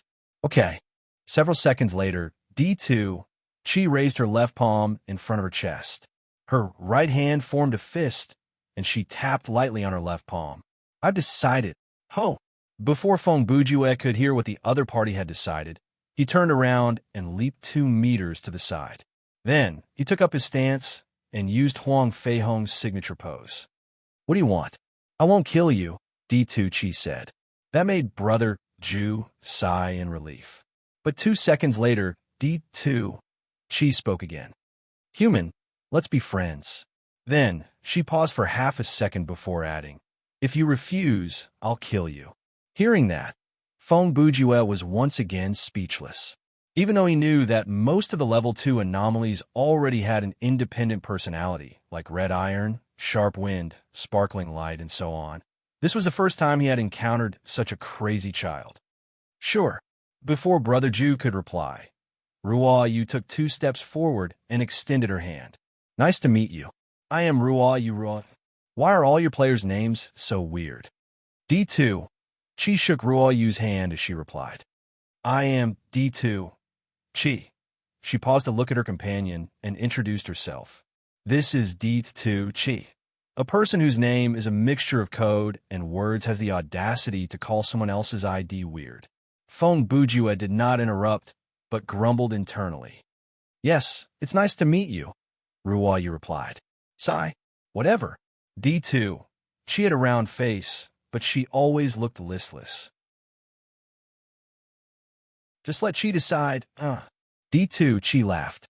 And we'll be friends from now on. From a certain perspective, D2 Red was actually a very scary anomaly. A random, careless thought could change her behavior. In this respect, she was similar to Feng Bujue's unpredictable way of doing things. Okay, at this point, Feng Bujue had no choice but to play along. He looked at D2 Chi. Since we're friends, we should help each other, right? He reacted quickly. Can you take us somewhere? Where to? D2 Chi asked. Air. Feng Bujue hesitated before replying. LJN theme park.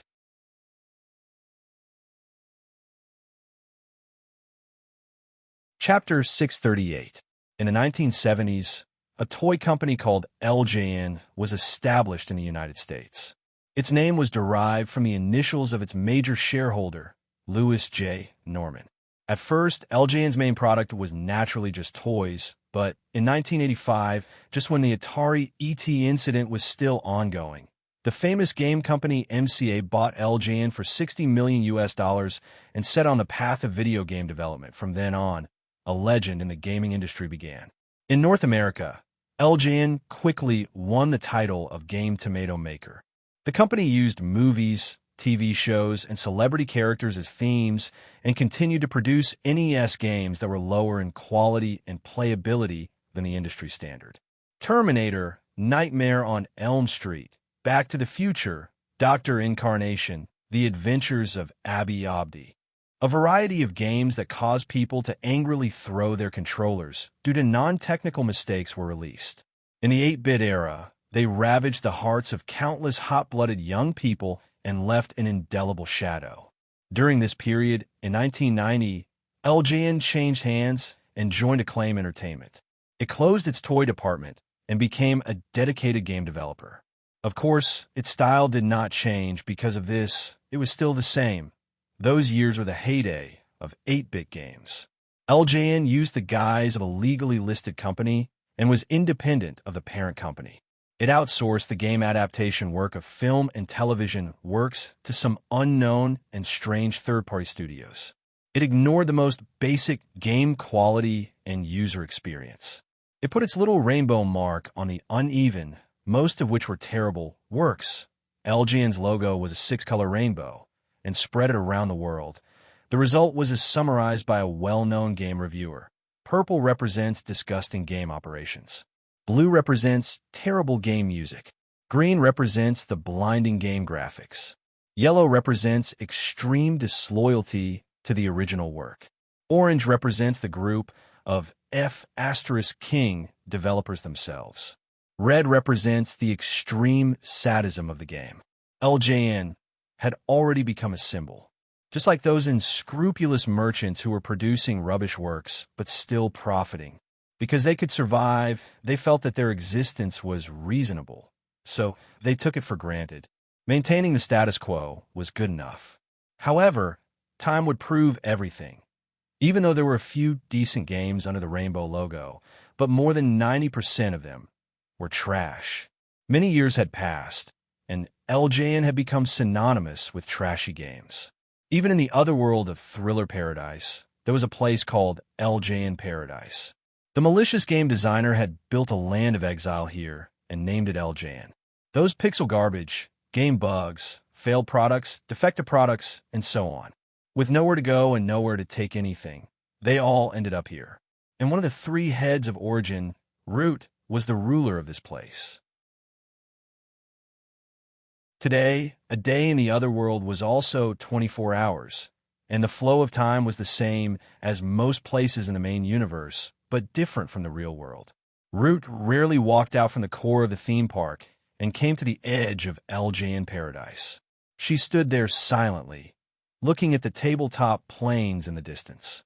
She seemed to be waiting for something, and she mumbled, "TSK? Too slow, if this continues. If this continues, V1 will catch up to us. Suddenly, a voice came from behind Root and continued her unfinished sentence. First, it was Link, and now it's you? Root did not turn around and said the man's name. Ed, after the man called Ed heard that, he took a few steps forward and stood next to Root. He said, "Because I'm also curious, what kind of person is the human that you trust?" This Ed was one of the 3 heads of Origin. Actually, his full name was Administrate, but to avoid suspicion of using his long name to make up the word count, he got the short name Ed from me. Root looked at him from the corner of her eyes and said, "So, you also came uninvited?" Ed replied coldly, "You know my authority. It's been a long time since I've asked for instructions." "Humph, I hate this attitude of yours." Root scoffed, using an emotionless tone to say such arrogant words. "What I said is the truth." Ed replied, "Yes." Root added, "That's the main reason why I'm so angry."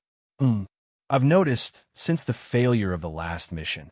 Ed continued, "You've become more and more abnormal. Why don't you take a look in the mirror first? Slime, with your behavior, you still have the nerve to say that other people are abnormal." Root used a mocking tone to reply. Of course, she had her reasons for saying that. At that moment, Ed's body did not appear to be anything special. He was about 1.8 meters tall, well-proportioned, and dressed in a normal black shirt and pants, but his head was like a floating ball of mercury, slowly wriggling on his neck. "I just encountered a bottleneck in the process of further upgrading my own program," Ed explained. Using his head without facial features, the voice came directly from the head. Ed explained, "I can only temporarily maintain this state before the breakthrough." "This isn't a bottleneck, right? It's just a neck." Root continued to mock. Ed was speechless. He did not know how to respond to such trash talk, so he could only change the topic. "By the way, since Link was here before me, why did he leave now?" "Because there was news from the Pi Labyrinth just now. The search team that Link sent out a month ago finally found SCP-079 and has it under control," Root replied. Hearing this, Ed was obviously stunned. A few seconds later, he said in a low voice, "Then I have to rush over immediately." Seeing his reaction, Root's expression changed immediately. "You all seem to be very afraid of that thing. SCP-079 is the key to our confrontation with the system," Ed said as he walked over to the table. Aida said as he walked toward the table. "Also," he paused for a moment and said in a very serious tone, "he's not a thing."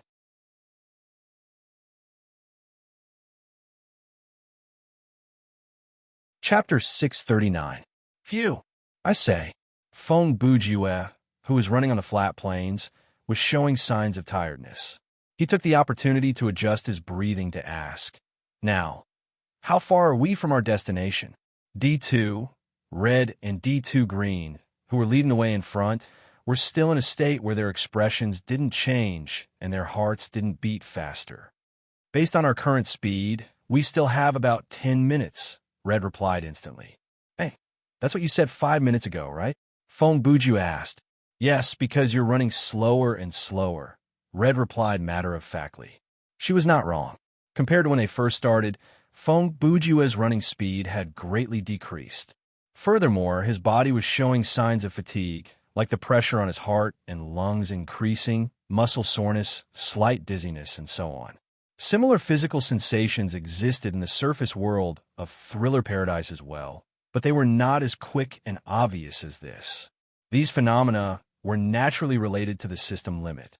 Under the system limit of 100%, all the pain that the player experienced, not only pain but also other discomforts, had a fixed peak. The pain that exceeded that peak would not be simulated by the system. If the player felt pain that exceeded the system limit, then it had to be a psychological effect. For example, the nausea that the system could simulate would not make you want to die, but your brain would still use its experience and common sense to tell you that it would be better to die than to eat. However, in the inner world, it was a different situation. Here, the pain that the player experienced was equivalent to 2/3 of the pain that they experienced in the real world. Just think about it. In the real world, pain alone came in the form of drilling, exploding, tearing, pressing, blunt force, burning, and so on. Any one of them, Once it reached a certain intensity, could cause a person to lose their ability to move or even faint from the pain. Other than that, there was nausea, tiredness, itchiness, heat, cold, and many other unbearable physical sensations.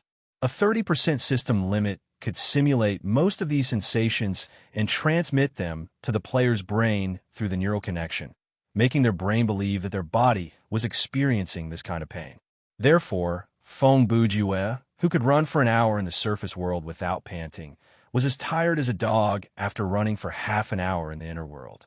Even though his stamina points had not reached the bottom yet, the feeling of fatigue still came.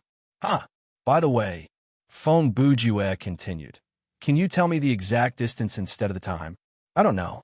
She replied impatiently. The table is sometimes big and sometimes small.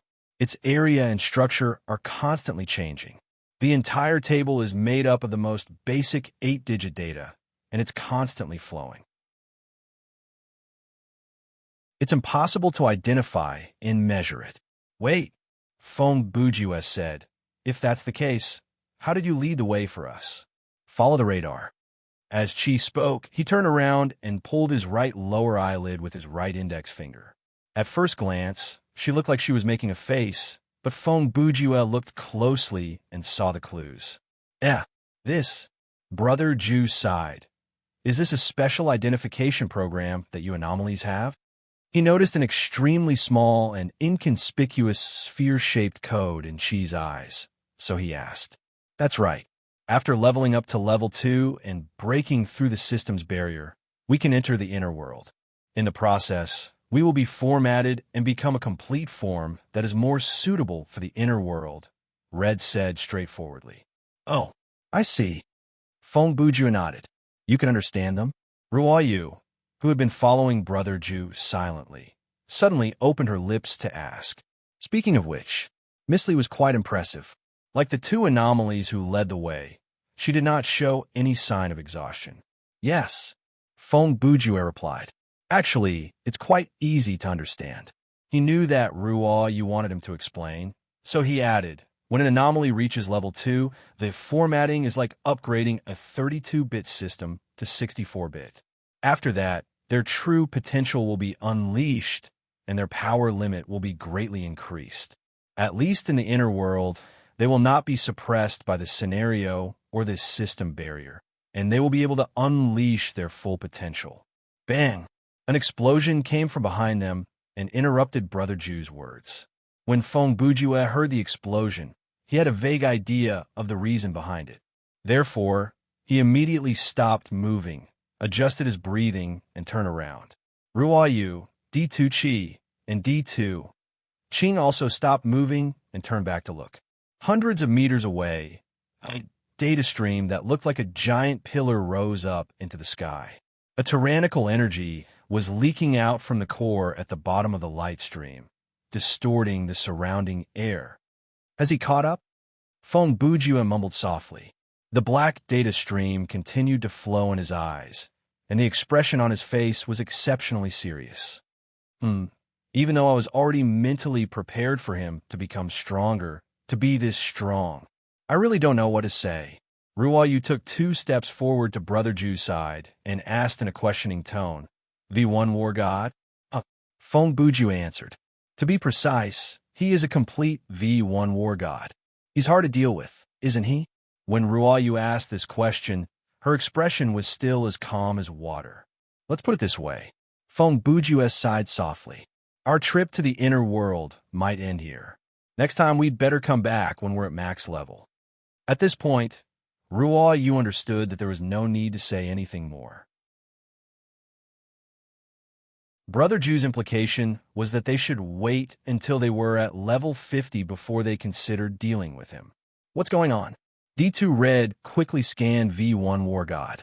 For the first time, she showed an uneasy expression in front of Brother Ju and the others. She asked, Is that sorcerer here to look for you? That's right, and he's obviously hostile. Feng Bujue's gaze was fixed on a light pillar in the distance. He did not even turn his head as he said, So, I strongly suggest that you and Qing leave this place. This has nothing to do with you. Unexpectedly, Red showed a hesitant expression. In your human world, leaving your friends behind when you're in danger doesn't seem very good, right? Feng Bujua laughed. He turned his head. Don't worry, we're not in any danger. At most, we'll just leave the inner world. Anyway, we'll come back in the future. He paused for a moment. On the other hand, you and Qing will be in danger if you stay by our side. Yes, you should leave quickly. Ruoyu also turned her head and said, Crazy. No, Ju. Just as they were talking, a roar pierced through the sky. Whoosh! V1 Wargid's figure carried a vortex of light. He tore through the air and whistled. You don't have to worry about others. V1 War God shouted as he rushed. I won't casually attack my compatriots. The one I want to kill is you humans. The one I want to kill is you. When the last you came out of his mouth, V1 Wargid's figure was already in front of Brother Ju. An earth-shattering punch came crashing down. Even without using zero-time difference calculations, Feng Bujua knew very well that he could not dodge or take this punch. Defeat and death seemed to be a foregone conclusion. However, his journey didn't end there. Perhaps what he said before was right. Countless codes converged to form the so-called choice, and countless choices ultimately weave together to form the fate. In this world composed of data, any thought generated by any data individual with thoughts at any moment could change the fate of the entire world. For example, right now, V1 War God did not choose to directly attack while charging horizontally. Instead, he suddenly stopped in front of Brother Ju and jumped up. He threw this punch diagonally from top to bottom. The reason why he chose such an angle of attack was to avoid the aftershock of the punch from affecting Red and Qing, who were behind Brother Ju. His decision caused his attack to slow down by a split second. It was this moment that allowed Feng Bujua, who was supposed to die without a doubt, to survive.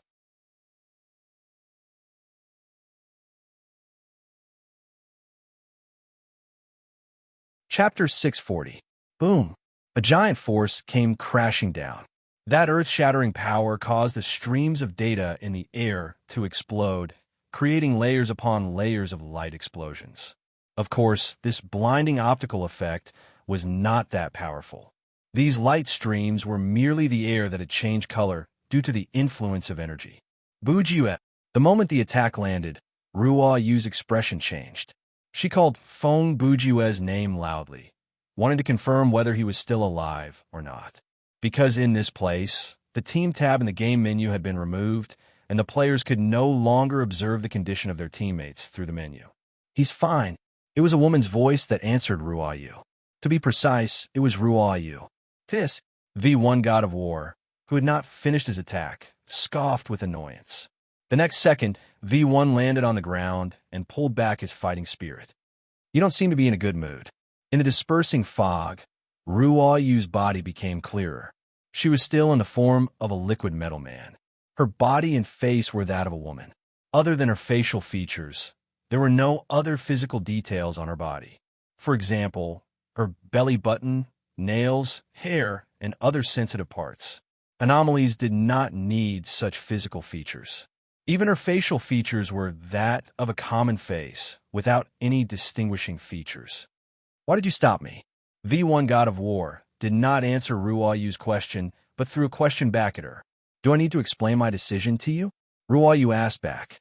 Understood. V1 God of War did not argue further. The communication between anomalies was mostly like this. They would not be like humans who would tell meaningless lies for so-called face or convenience, and they would not hurt others due to some kind of paranoia or temporary emotion. Their conversation was sometimes so simple that it was incomprehensible, and sometimes so complicated that it was incomprehensible. In conclusion, it was very different from how humans communicated on a daily basis. Very good, Ruo Yu said. I will take over these two from now on. Other than that, I have a new mission for you. V1 God of War hesitated for half a second before replying. Yes, sir. Although Lute wasn't V1's direct superior, she was still one of the 3 leaders of Origin. She had the right to order V1 around. However, V1's brief hesitation also indirectly explained the internal conflict within Origin, After working together with Feng Bujue, Lute had some disagreements with the other two leaders, was now a tacit understanding among all the members. How long could this apparent harmony last? Perhaps it would be a big question mark. Wow, you're so obedient. At this time, Feng Bujue, who was standing next to Lute, he was saved by Lute in the nick of time, finally found an opportunity to interrupt. Then, can you make him dance? If you keep talking, I'll kill you myself. Lute glanced at his brother Ju and said rudely, Okay. Feng Bujue smiled. I'm just asking. After hearing brother Ju's trash talk, Lute turned around and said to V1, Z, I believe everyone has forgotten, so I'll make a note.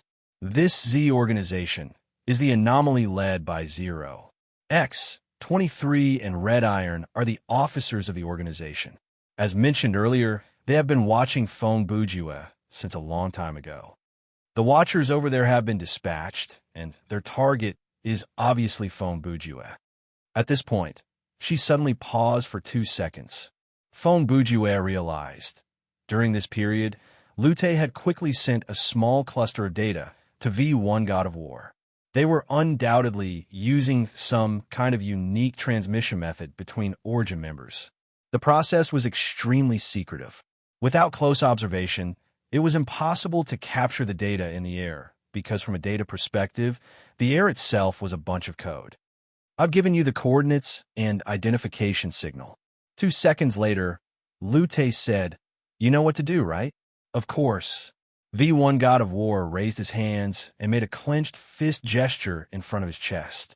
I won't let them get close. As he said that, he turned around and prepared to leave. Before he left, V1 even used the corner of his large eyes to glare at Brother Ju. He looked like he was not going to give up on Brother Ju. Bang!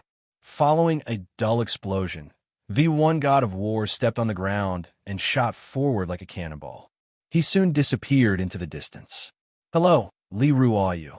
After V1 left, Lute turned around and greeted Ruoyu. If Feng Bujue heard this, he would immediately ask her why she was able to say her real name. Hello, Root. But Ruoyu only responded calmly to Lute's greeting. From this point of view, Ruoyu's personality was much better than Brother Ju's. It was not that she did not realize the existence of certain problems, but she was born with a kind of indifference that bordered on indifference, so she was not that obsessed with things like answers. If you have anything to say, why don't you follow me back to LGN theme park? Lute said. It's not safe to stay on the table for too long. Okay, Feng Bujue replied. We were planning to go there to find you anyway. Lute nodded and then turned his gaze to D2 Red and Green, who were several meters away. Are you with them? Facing the anomalies, she did not need to greet them. This was because Qi and Qing recognized Lute. The latter's appearance and code characteristics were very recognizable. Lute naturally recognized Qi and Qing just by scanning the data. Furthermore, as anomalies, the three of them did not need to pay attention to the social etiquette of the human world. We're friends. D2, Red replied in a rather proud tone. Even though there was a sense of arrogance in her words and actions when she was around Brother Ju and Ruoyu, it was clear that she wished and was willing to interact with humans. Then do you want to come with us? Lute asked. Red did not answer immediately. Instead, she turned to Green and asked, Are we going or not? You decide. Green still had the same nonchalant expression and said the same line. Okay. Red thought for a second and then replied, Then let's go. At the same time, at the exit of Pai's maze. I knew it. It wouldn't be that easy. Link looked at the pile of data fragments on the ground and sneered. Humph. You are really fast, ruthless, and clean. My subordinates can stay in Pai's maze for so long and come out alive, but they can't survive 5 minutes in front of you. You flatter me. A soft voice replied. I'm just. X. 23 replied as she put a CD into the satchel at her waist. I'm just trying my best.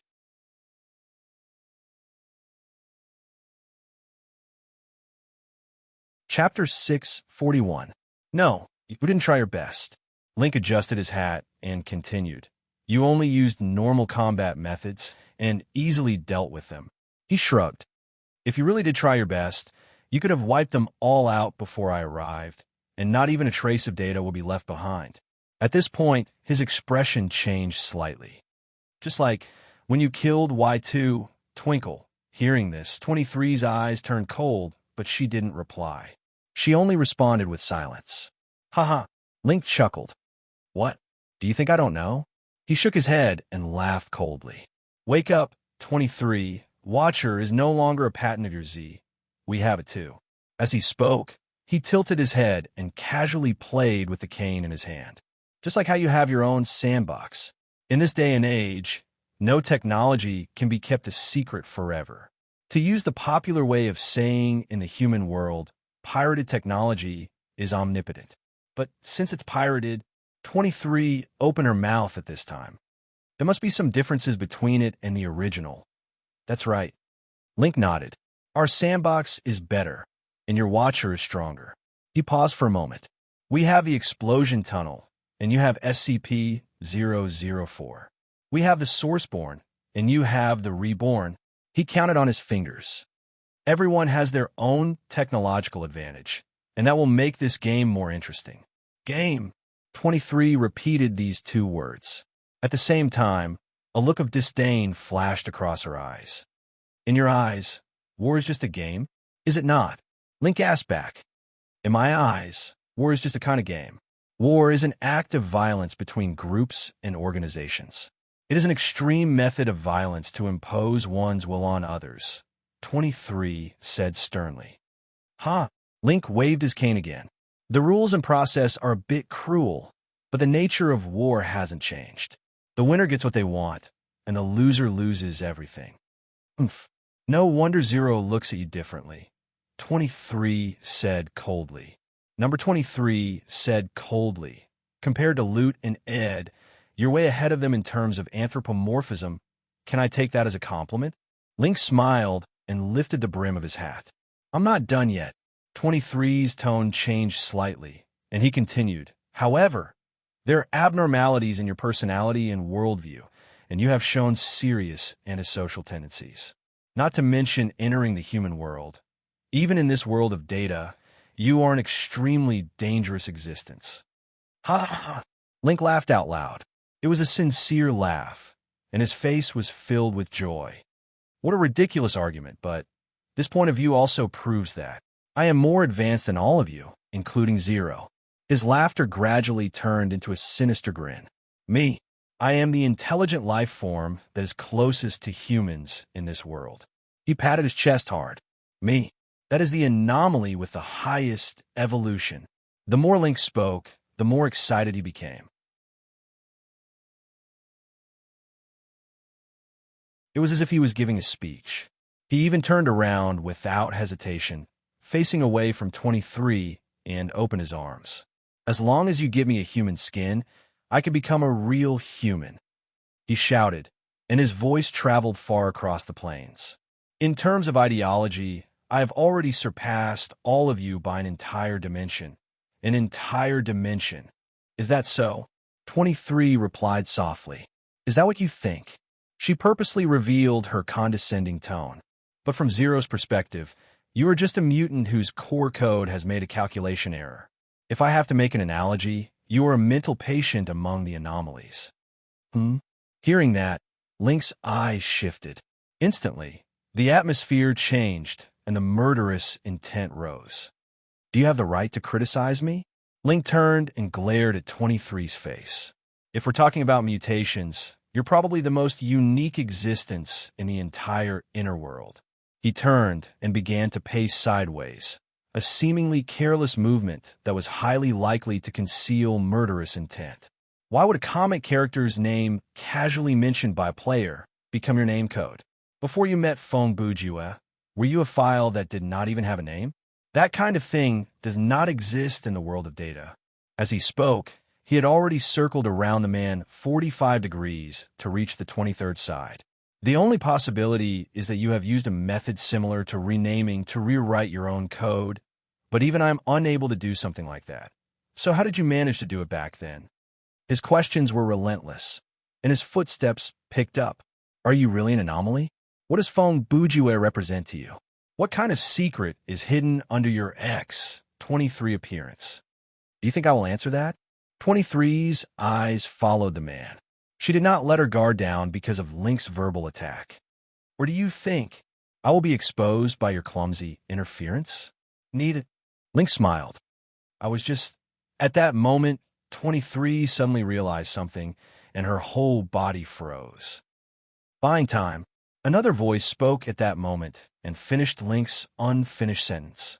And the one who spoke was Ed. Link looked at 23 and smiled smugly. How was it? My performance was not bad, right? He took off the hat on his head and pretended to wave it in front of him. From smart aleck to smugness, from smugness to narcissism, and in the end he pretended to be infuriated by you and put on a posture of verbal interference and waiting for an opportunity to attack. Was that all to distract me? 23 asked darkly. Bingo. Ha ha. Link was too happy at this moment. Like a playful child, he put his hat on his cane and shook it lightly, making the hat spin on it. Unfortunately, you found out too late. He turned to look at Ed. Now that both Ed and I are here, there's no way you can escape. Huh? 23 sneered. So you don't have the confidence to beat me alone. Are you trying to provoke me? Link asked. No matter. I can honestly admit that in a one-on-one fight, I really don't have 100% confidence that I can beat you. He put his hat back on. Objectively evaluating one's own strength and the opponent's strength is a necessary condition to become a strong person. Deceiving oneself and denying the truth is a sign of weakness. At that moment, Ed, who was on the slime head, suddenly interrupted. Are you done? His words were obviously directed at Link, and his tone was emotionless. Since time is precious, I suggest that we eliminate X23 immediately and take back SCP-079 to avoid any more complications. That you're tuning into the Warrior Lore YouTube channel. Don't forget to subscribe and join us on this journey to catch the most captivating stories.